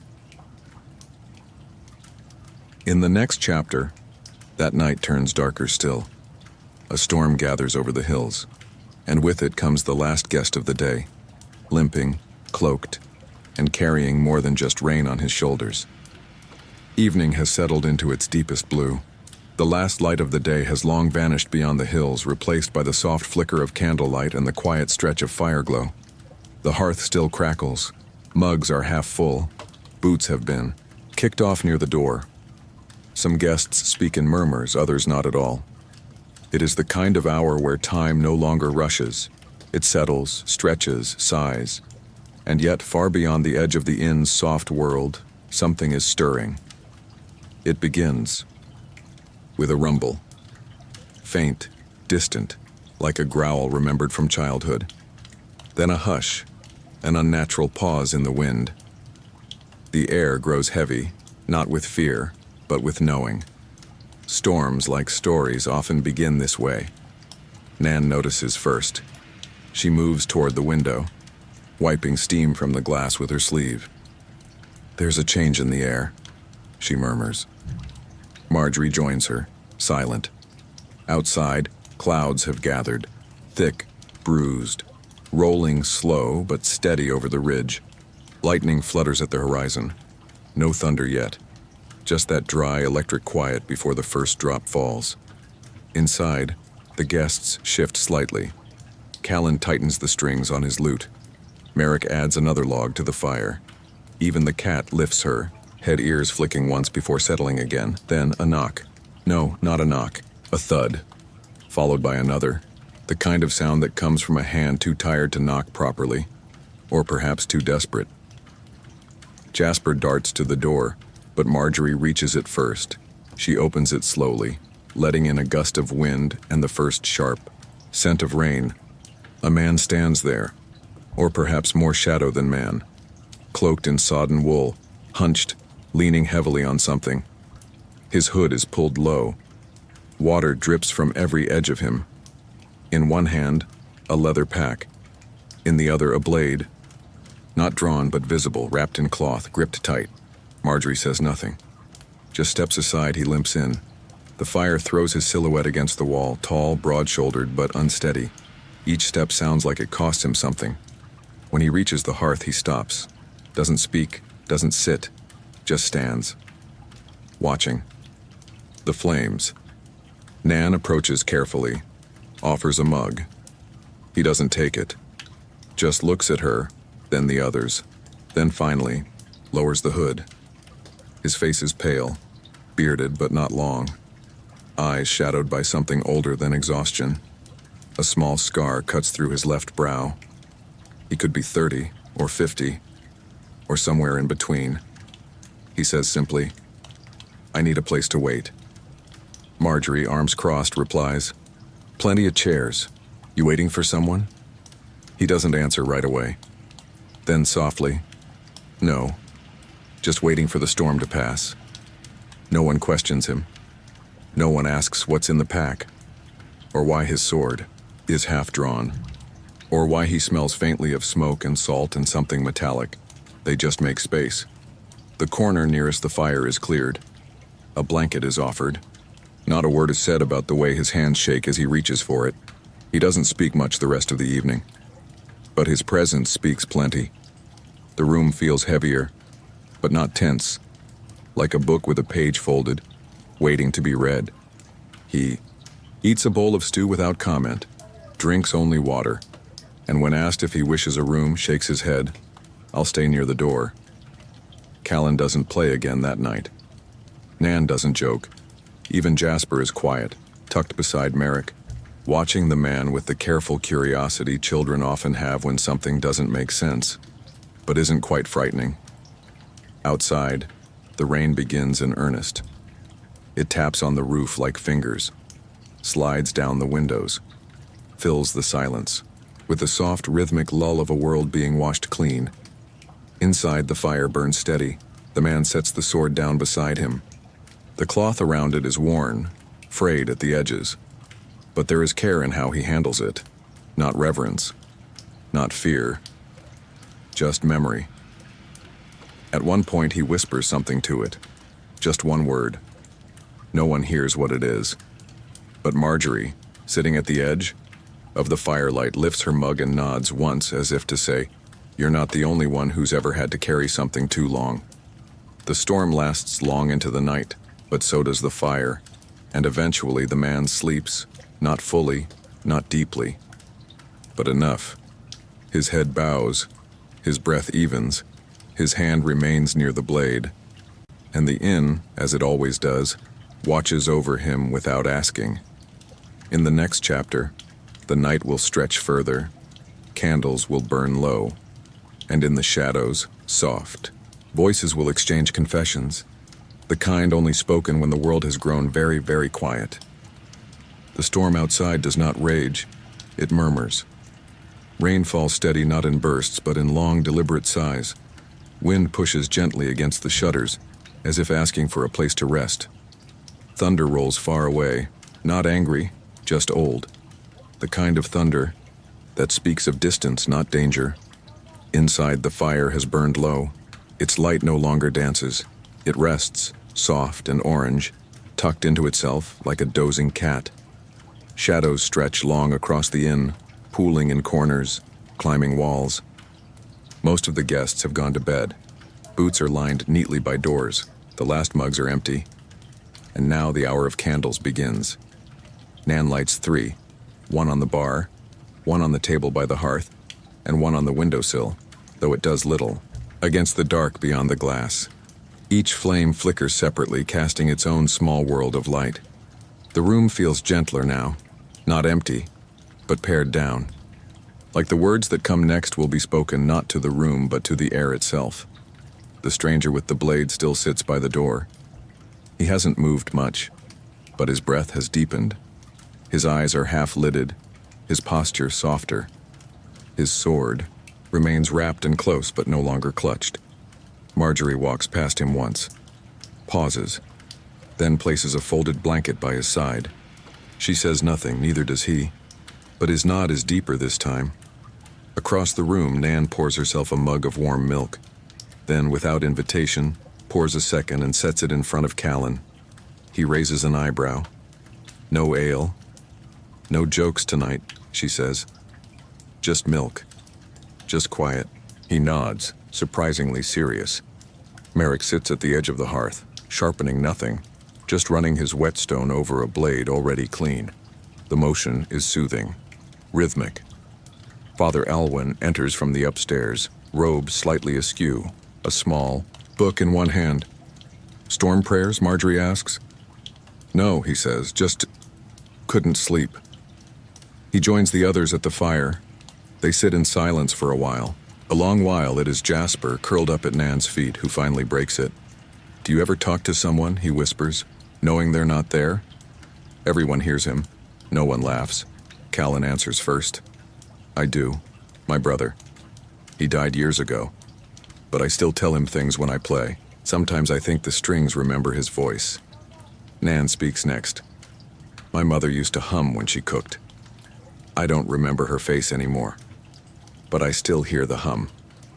When the pot is just about to boil, Merrick doesn't speak, but he turns, his blade over once in his hand and places it flat on the stone, a kind of answer in itself. Jasper glances at Marjorie. She sighs. There was someone. Once, we wrote letters. Stupid ones, jokes about turnips and ghosts. I burned them all after he left, except one. It's in the kitchen drawer, behind the second ladle. Why that one? Nan asks. Marjorie shrugs. It smells like time. He always put too much time in everything. The room is quiet again, the kind of quiet that doesn't press, it holds. Then the stranger speaks. His voice is low, rough, but steady. I carried this sword for someone else. Not for me. Everyone listens. I made a promise I couldn't keep. Not because I failed, but because they never returned to claim it. He lifts the blade slightly, unwrapping just a corner. It shines faintly. Simple. Well made. Not decorative. Not royal, just ready, they said. When I return, you'll know. Give me back what I lent you. And you've waited? Asks Father Alwyn. The man nods. Years, through towns, wars, winters, I kept it, but I no longer know who I'm keeping it for. Callan leans forward. Then perhaps you're keeping it for the memory of the promise, not the person. The stranger considers that. Then rewraps the sword. Gently, Nan sips her milk. I used to think confessions were only for priests, she says. But now I think they're just for dark hours, when the world is too quiet for lies. Father Alwyn smiles. That may be the truest theology I've ever heard. Outside, the thunder has drifted further. The rain still falls, but lighter, now. A whisper on the thatch roof. A rhythm made for sleep. Candles flicker. One sputters out gently. Jasper yawns. Curled now like the cat, head on a folded apron. Merrick stands, stretches. We've all got things we carry, he says. Some are swords, some are songs, some are things we never said. No one disagrees. One by one they rise, not hurried, not solemn, just ready. Nan gathers mugs. Marjorie locks the door. The stranger leans back, head tilted, eyes closed. Not quite asleep, but not watching anymore. Only one candle remains, and in its glow, the inn feels more like a heart than a house. Alive, worn, full of breath and memory and quiet things finally spoken aloud. In the next chapter, a song will drift into the room. Not sung from lips, but memory.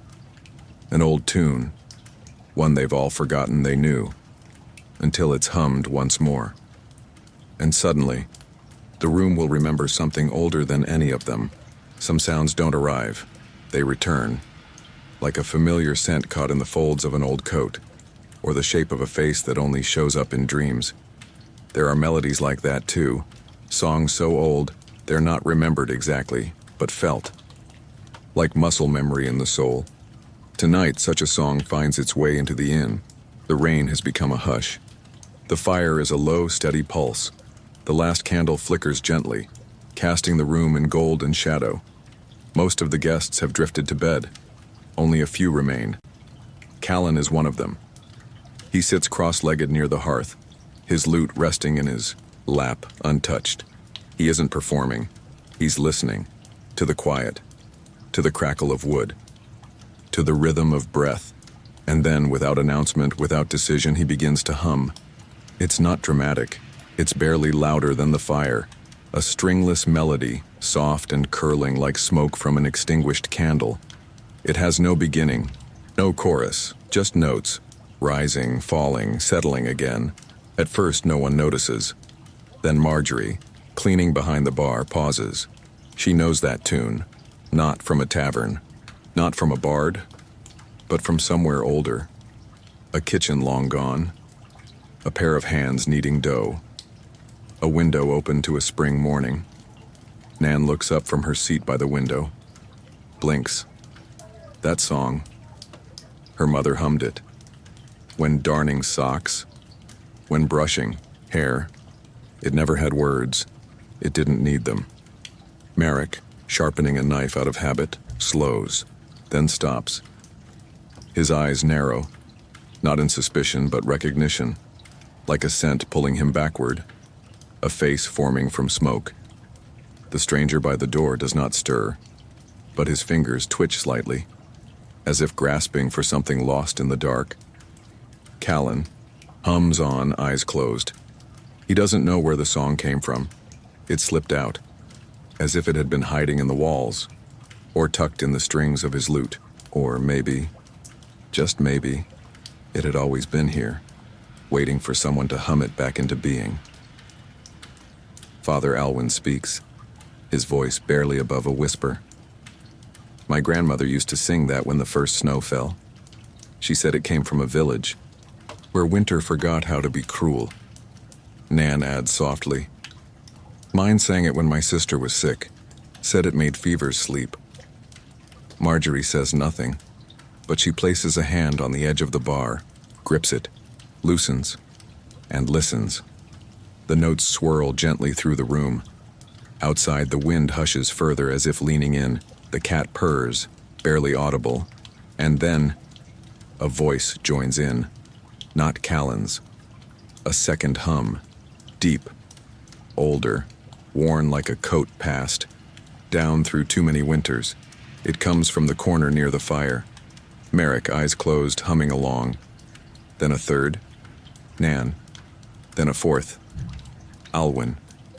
The song, still without words, now has layers, like threads in woven cloth, none louder than the rest, none trying to lead, just together, the kind of song you don't remember learning but always seem to know. It fills the room slowly, like warm tea in a cold cup, like the glow of morning through shutters. And when it ends, when the last note lingers just above silence, no, one moves. They stay there, wrapped in the aftersound, each holding a corner of a memory they hadn't known was shared. Callan opens his eyes last. Well, he says, voice soft. Didn't expect that. What was it? Nan asks. He shakes his head. I don't know. But it meant something, says Father Alwyn. Yes, Marjorie replies, but not in words. Jasper, who had wandered in from the stairwell, halfway through and fallen still by the banister, whispers, I think that was a song for the house. Everyone nods. They don't need to agree. It simply feels true. Some songs aren't for people. Not really. They're for places. For wood and stone and memory. For walls that listen. For floors that remember each footstep.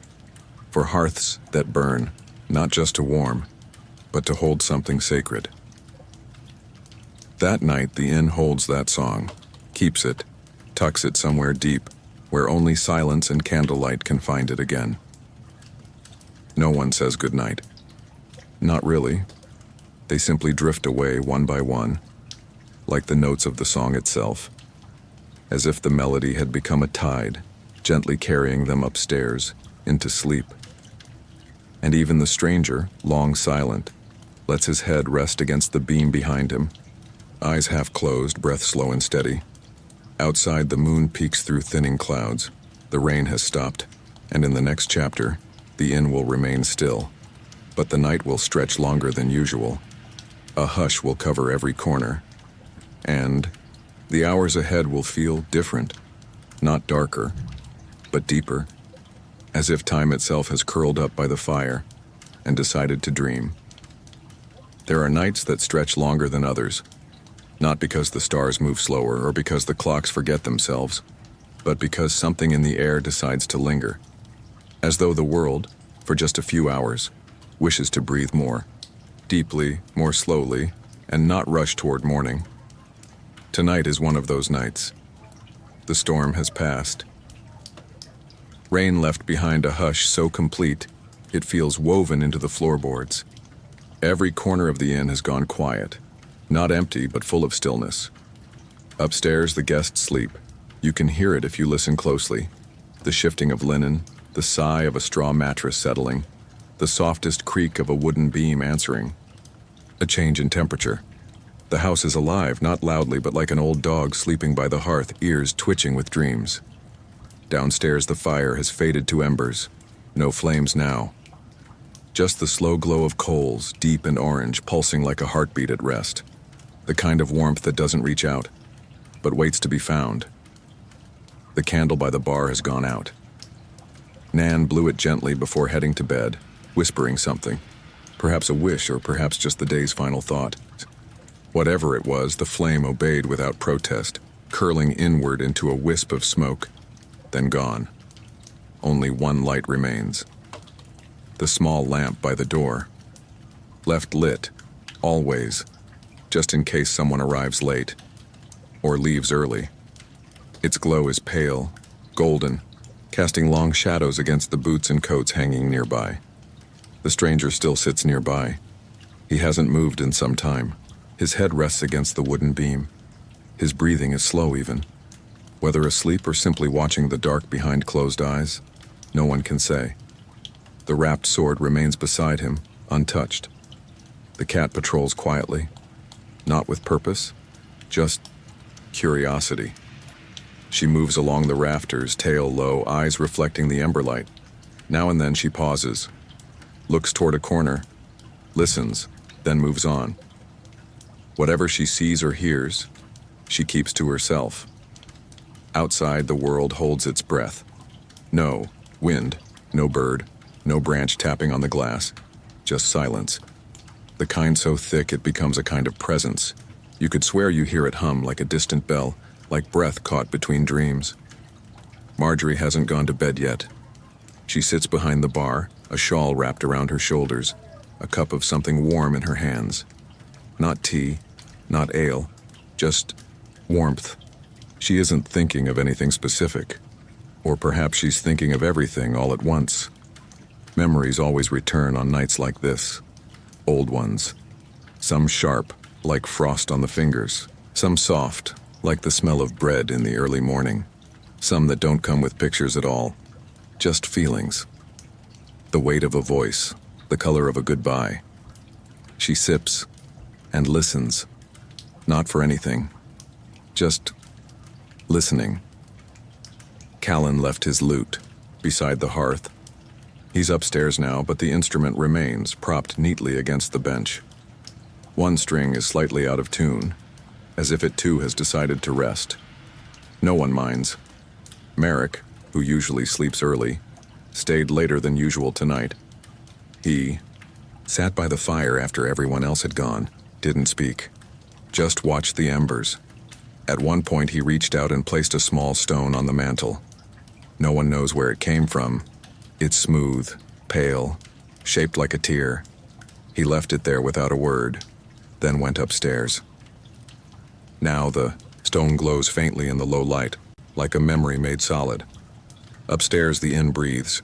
Each room holds a dream. In one, the ribbon seller sleeps with a satchel as her pillow, dreaming perhaps of roads lined with lanterns and silks that sing in the breeze. In another, Father Alwyn murmurs in his sleep, lips shaping a prayer or perhaps a lullaby forgotten from childhood. In Jasper's room, there's snoring, loud, unapologetic. But even that sounds peaceful here. The house listens. It remembers this rhythm.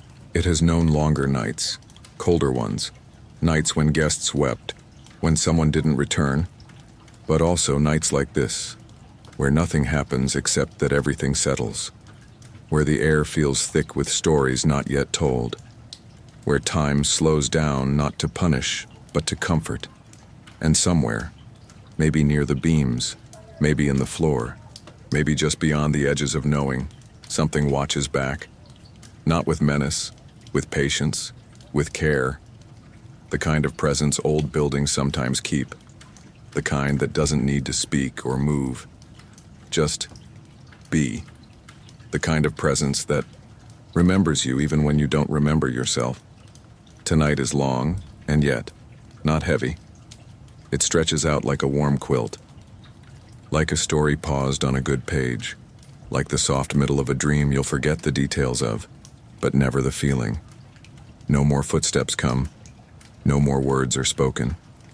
The inn rests, and in the next chapter, morning will return.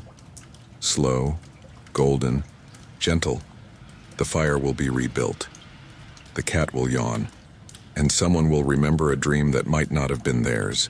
There comes a moment in every night when even the fire grows tired, not extinguished, not forgotten, just resting. The flames that once danced boldly, casting stories on the walls, have now folded inward, beneath a thin crust of ash. Embers, glow, a heartbeat, slow and low, tucked beneath a blanket of coal. It is not quite dark in the inn, but the light has changed. Softer, more secret, the kind of light that no longer wants to be seen, only felt. The hearth has been the center of the house all day. Now it becomes a whisper, no voices remain. The last words were spoken long ago, drifting upward like steam from tea. Upstairs the rooms are still, each door closed with care, each bed holding the weight of a sleeping guest. Below, the common room waits. A few chairs have been left at odd angles. A mug forgotten on the windowsill. A folded cloak resting over the back of a bench, gathering the cool breath of night. The air smells faintly of thyme, oak smoke, and something gentler. Linen warmed by bodies. Apples stewed down to sweetness. Wax from a candle that has just gone out. Marjorie has gone to bed. Before she did, she checked the locks.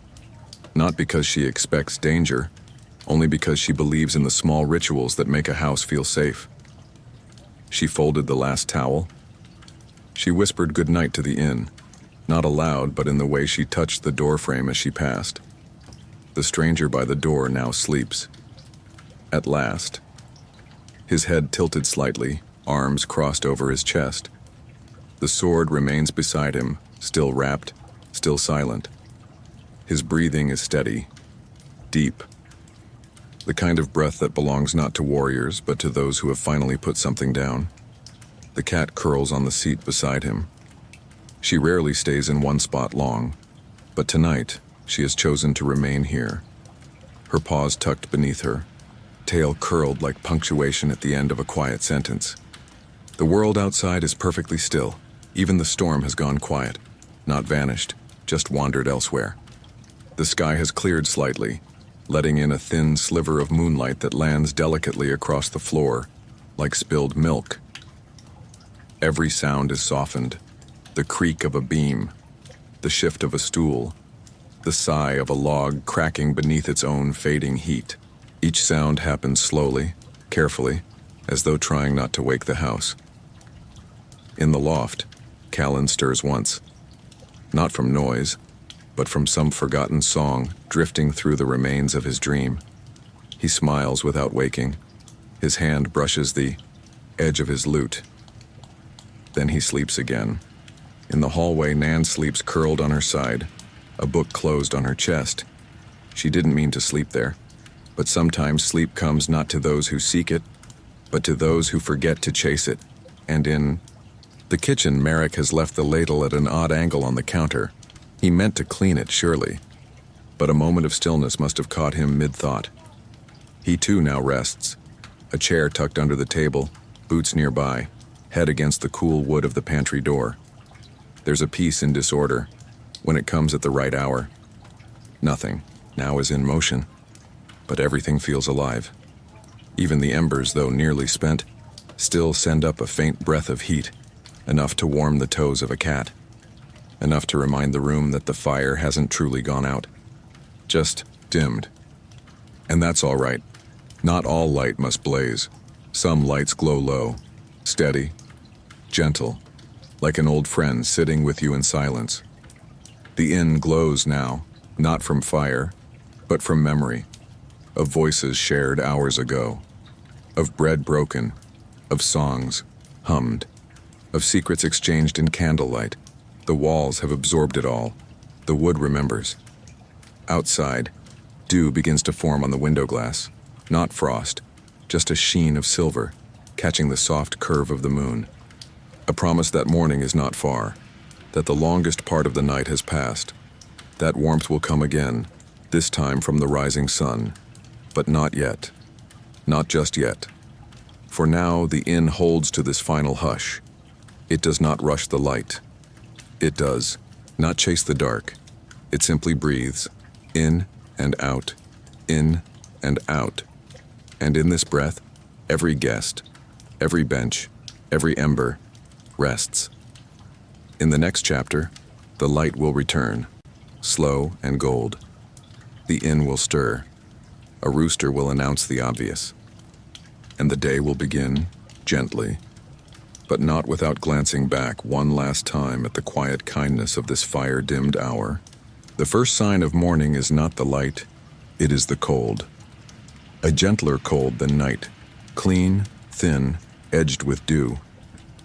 It seeps in through cracks in the shutters and the whisper-thin space beneath the doors.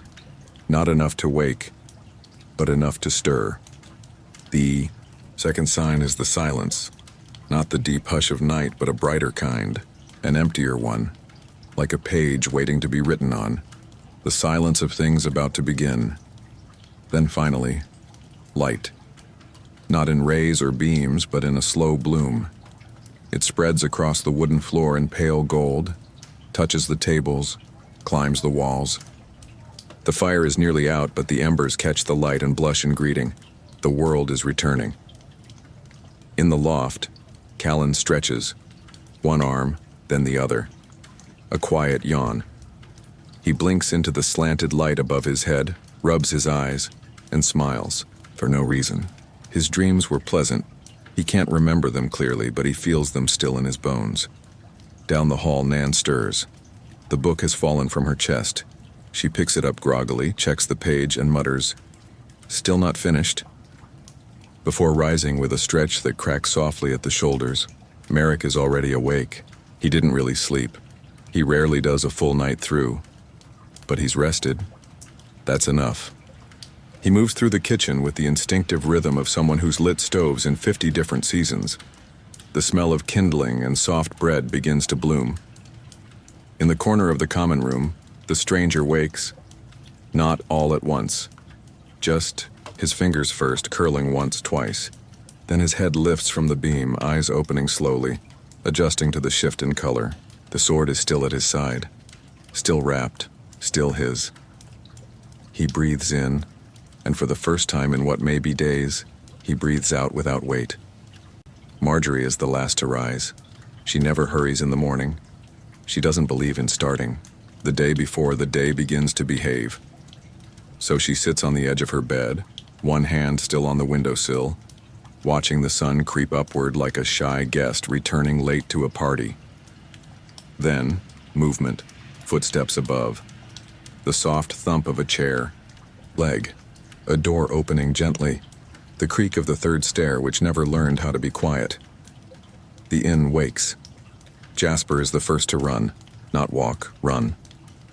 Down the stairs, hair wild, feet bare, voice already asking, "Is there jam today?" He does not wait for an answer. He sniffs the air. Plum? He guesses. Or apple. Marjorie appears behind him. Bread first. Then questions. Nan. Rolls her eyes. Still dark and already loud. But there's laughter in it. Callan descends humming. Merrick is already slicing bread.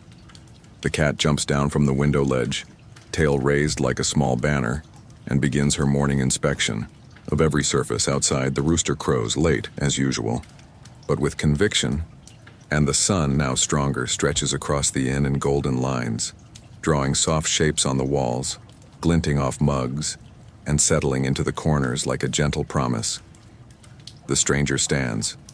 He rolls his shoulders, picks up the sword, looks around not suspiciously but curiously, as if seeing the room fully for the first time. He nods to Merrick. "Good fire," he says. "Steady hearth," Merrick replies. That is all. Nan brings him a mug. Warm cider. No questions. Just the drink. He takes it with a quiet thank you, sits again, and sips slowly. Soon, the smell of toast drifts upward. Footsteps follow. Doors open. Yawns echo. One by one, the guests return to the world, and the inn accepts them all, without rush, without ceremony, because that is what mornings here are for. A second chance, a slow return, a reminder that no matter how long the night has been, something warm waits at the bottom of the stairs. And in the next chapter, the final chapter, bags will be packed, goodbyes will be said, but not sadly. No tears, no grand farewells, just the quiet kind of parting that promises return, even if only in memory. Morning settles like dust on old parchment. It does not crash in with a trumpet or sweep open the shutters with flair. It glides. It folds itself into the corners of the room. It brushes against the mugs on the bar and wraps around the beams in silence. And with it, a gentle truth arrives. It is time to go. The inn has woken slowly, the way a hill warms under sunlight. It doesn't announce itself. It simply becomes awake, one candle relit, one kettle singing, one wooden floorboard creaking under Nan's step. But there is no rush. This morning is a long goodbye stretched across soft hours. Jasper is the first to stir. As always, he wakes too quickly, his limbs not yet aligned with his thoughts, his voice ahead of his breath. Are we having plum jam or pear? He calls as he bounds down the stairs, the cat dashing out of his path like a shadow with opinions. Marjorie, already at the bar folding cloth napkins, raises one brow. You'll get what we find in the cellar and you'll like it. He grins. Pear, then. In the kitchen, Merrick is slicing warm bread into deliberate, even pieces. He says nothing, but his movements hum with familiarity. Each cut is a memory, each loaf a language only he seems to speak. Nan hums a tune that has no beginning. It floats up from her throat like steam, winding through the rafters, touching each corner of the inn as if to remind it. Yes, we're still here. Yes, we still. Remember, the common room fills slowly, not with noise, with presence. Boots are laced, belts fastened, cloaks shaken out. There is the gentle murmur of travelers preparing themselves to leave, but without haste. There is always a strange slowness to departure, an invisible resistance to letting go of something quietly beautiful. Callan is last to appear. He steps down the stairs barefoot, lute slung over one shoulder, hair tousled by dreams. His first stop is the hearth, where he kneels to check the last of the embers. Still warm. That's something, he mutters. The stranger is ready. He slept more deeply than anyone expected. When he rises, his motions are simple, practiced. The sword is wrapped, the pack strapped. His eyes are not soft, but they are no longer guarded. He moves like someone who has put down a heavy thing, even if no one else can see it. He says little, but to Marjorie he offers a nod that carries more weight than most farewells. She answers with a cloth-wrapped parcel, bread, some cheese, perhaps a dried fig or two. Not because I like you, she says, not unkindly. Just because I hate the thought of anyone walking hungry. He gives a slight smile. That is enough. To Merrick, he says, your knives are sharp. To Nan, your cider helped. To Jasper, you ask too many questions, keep doing it. And then he turns to the door. The light through the threshold is brighter now. The kind of light that promises the world has turned slightly. That roads will be dry. That the sky may stay clear. He steps through it, but not without pause. Adieu. The door, he turns once, looks back, not at anyone but at the space, the air, the idea of the place more than the people in it. Then he speaks, for the last time. Maybe I'll come back. Or maybe I'll just remember this. And with that, he is gone. The road takes him the way it takes everyone. Forward, into story. No one chases him. No one waves, but they all stand a little quieter after the door shuts. Callan eventually breaks the silence. Well, he says, he was the quietest sword-bearer we've ever had. Nan chuckles. I liked him. Marjorie wipes the bar. He paid.